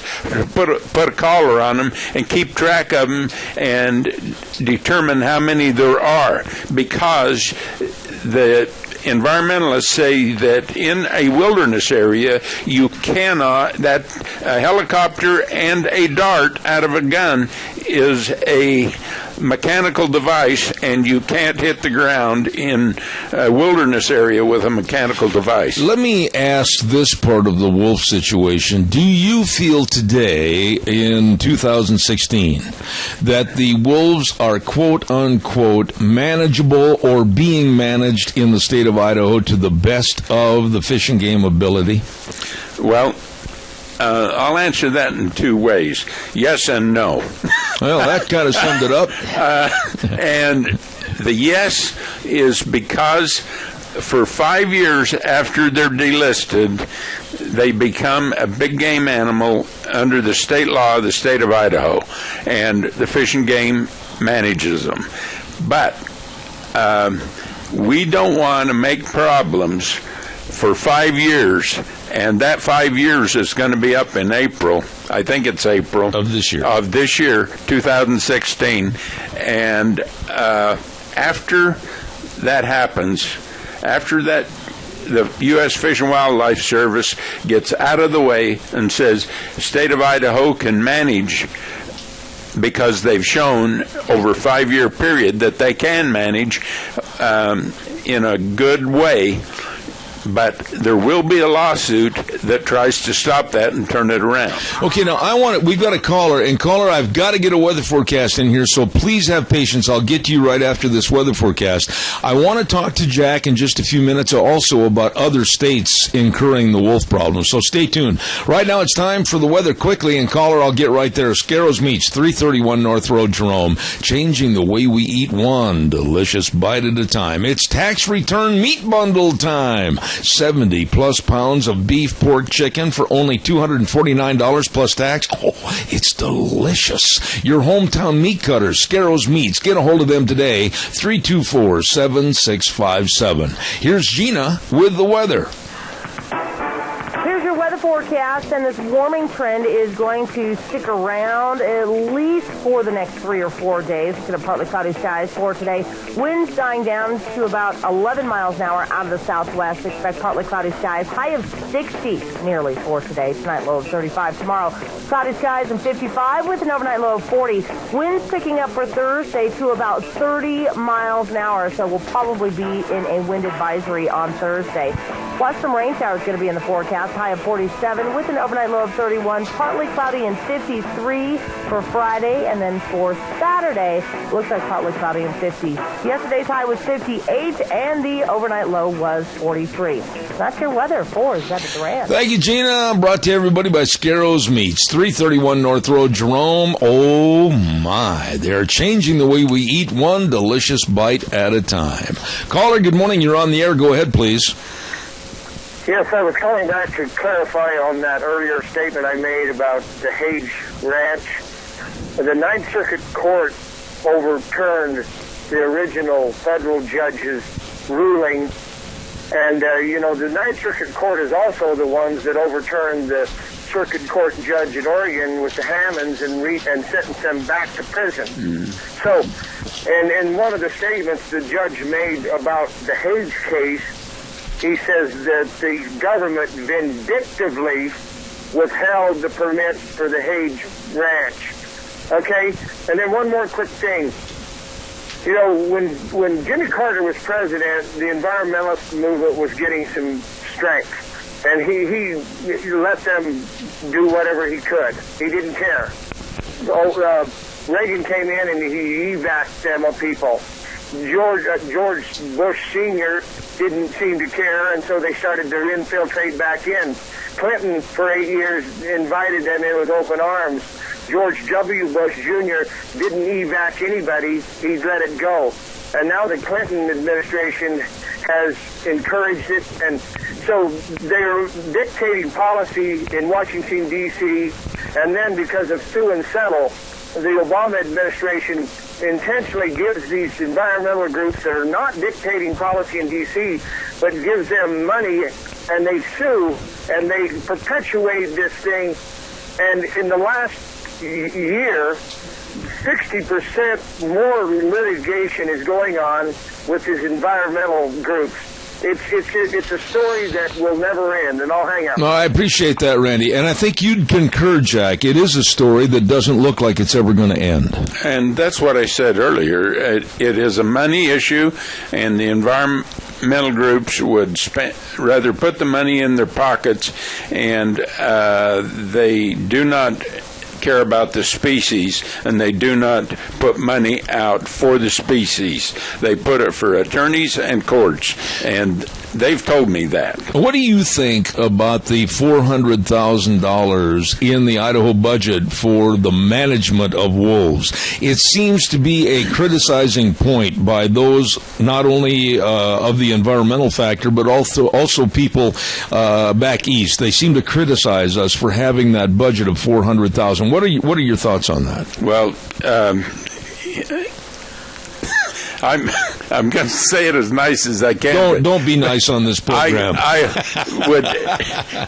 would hope that those people would take care of the state that they live in and forget us out here.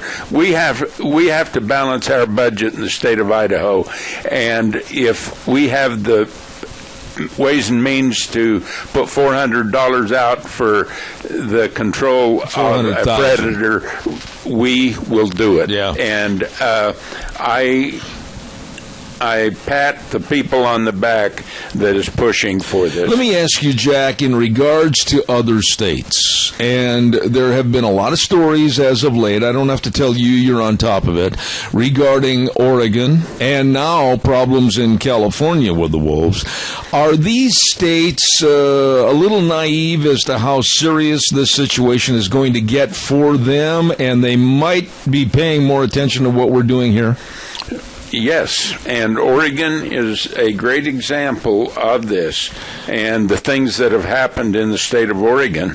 They have decided, and Washington, right. They've decided in those two states that they've got to do more control to take care of the situation that they've been saddled with. And this is something that was brought in here and dumped on us illegally. Do you think that what we've done here in the state of Idaho over the years since 1995, that along with people like yourself getting involved and working with the government, working with the state of Idaho, working with the governor, and unfortunately having to work with the U.S. Fish and Wildlife Service, that we are kind of the lighthouse for other states to look up to and try to figure out what to do and what not to do?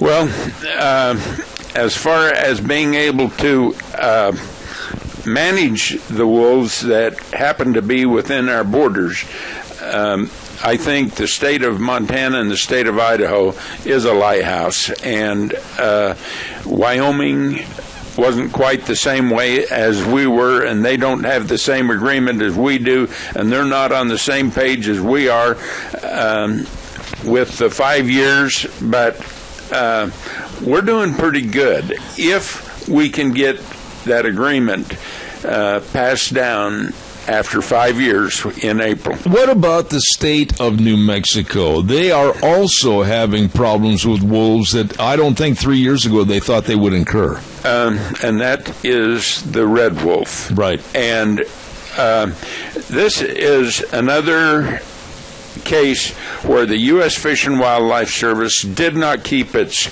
word. And it goes back to how we got wolves delisted in the state of Idaho and the wording in there. And there's one line in the wording that says, and this agreement cannot be challenged in court. And what did we do? Where did we get that, and how did we get that? We got it in a budget bill one Christmas before the congressman in Washington, D.C. went home for Christmas. It was in a budget bill. And we tried to do that for other states in the West. Well, we tried to get a lower 48 state agreement with the U.S. Fish and Wildlife Service. Right. And Dan Ash from U.S. Fish and Wildlife Service called us and said, you guys are making tracks in D.C. again for the lower 48 delisting. And he says, I want to talk to you. So we offered to go to get our group together and go to D.C., talk to Dan, and he said, no, I won't be seen with you in D.C. Yeah. He came to Salt Lake in, I think it was February of 2012, and we hammered out an agreement on this. The only thing we didn't get in that agreement was the red wolf, and the red wolf could stay. And now New Mexico is having all kinds of problems. Yes, they are. But Dan Ash didn't keep his word, and neither did the lower 48 states. What about the states like my old home area years and years ago, the Midwest, Minnesota and Wisconsin? They are being overrun. Now, I just recently Michigan. And Michigan, the Upper Peninsula. I just recently talked to some people back there in the last 3 weeks, and they said, you have no idea how many wolves are all over our property every single night. The U.S. Fish and Wildlife Service delisted them up there like they did here, and the environmentalists sued up there and got them put back on the list as an endangered species. Back there? Yes, back there, and that's where it stands right now in those 3 states. That's ludicrous. In the upper Midwest. They're being overrun with thousands, not hundreds of wolves, thousands of wolves in that area. They are. I mean, they are. It's unbelievable, the things that are going on. This is why I say, people, wake up. Amen.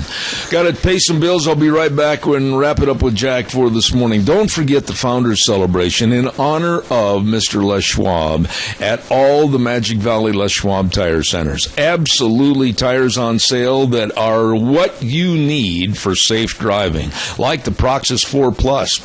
All-season performance tire, precise cornering and control on sale right now at your Magic Valley Les Schwab tire centers. And don't forget, too, $20 off wheel alignment when you buy 4 brand new tires. All these little specials for you right now for the Founders Celebration at your Magic Valley Les Schwab tire centers with Lane and Rupert, Dave on Blue Lakes in Twin, Mike and Buell, Mike and Jerome, the Twist family in Paul, John on Poline in Twin Falls, and Randy on Overland and Burley. The best, your Magic Valley Les Schwab tire centers.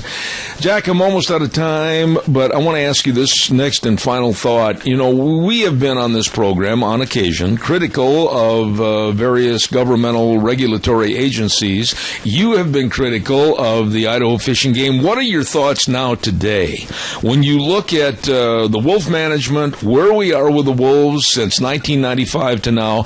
Are you in agreement that they're doing the best they can do under the circumstances? Under the circumstances, probably yes, but every time the Fish and Game does an agreement in a specific area that they target for to take some wolves out to bring the wildlife back, the elk and the deer, they get sued by the environmental groups, and it doesn't matter where it is or who it is. It happens every time, and it's going to continue to happen. The environmental groups take us to court, and we end up back in court on these issues. And it's like a revolving door. It happened just a couple of weeks ago in northern Idaho, in the Selway or somewhere up there. Yeah. But the thing that is going to be harder on us than anything else, harder on us as a whole, as people that live in the United States and think we're free, is this sage-grouse issue. I agree. Now, I would encourage everybody to get behind Butch Otter on this sage-grouse issue and tell him that you support him in taking that to Washington, D.C. court instead of the Ninth Circuit here in the West. God bless you. I got to run, Jack. We're out of time. Thank you so much. And, of course, you've been listening to Zeb at the Ranch. Make sure you're hearing everything. Contact Mount Harrison Audiology for a hearing screening.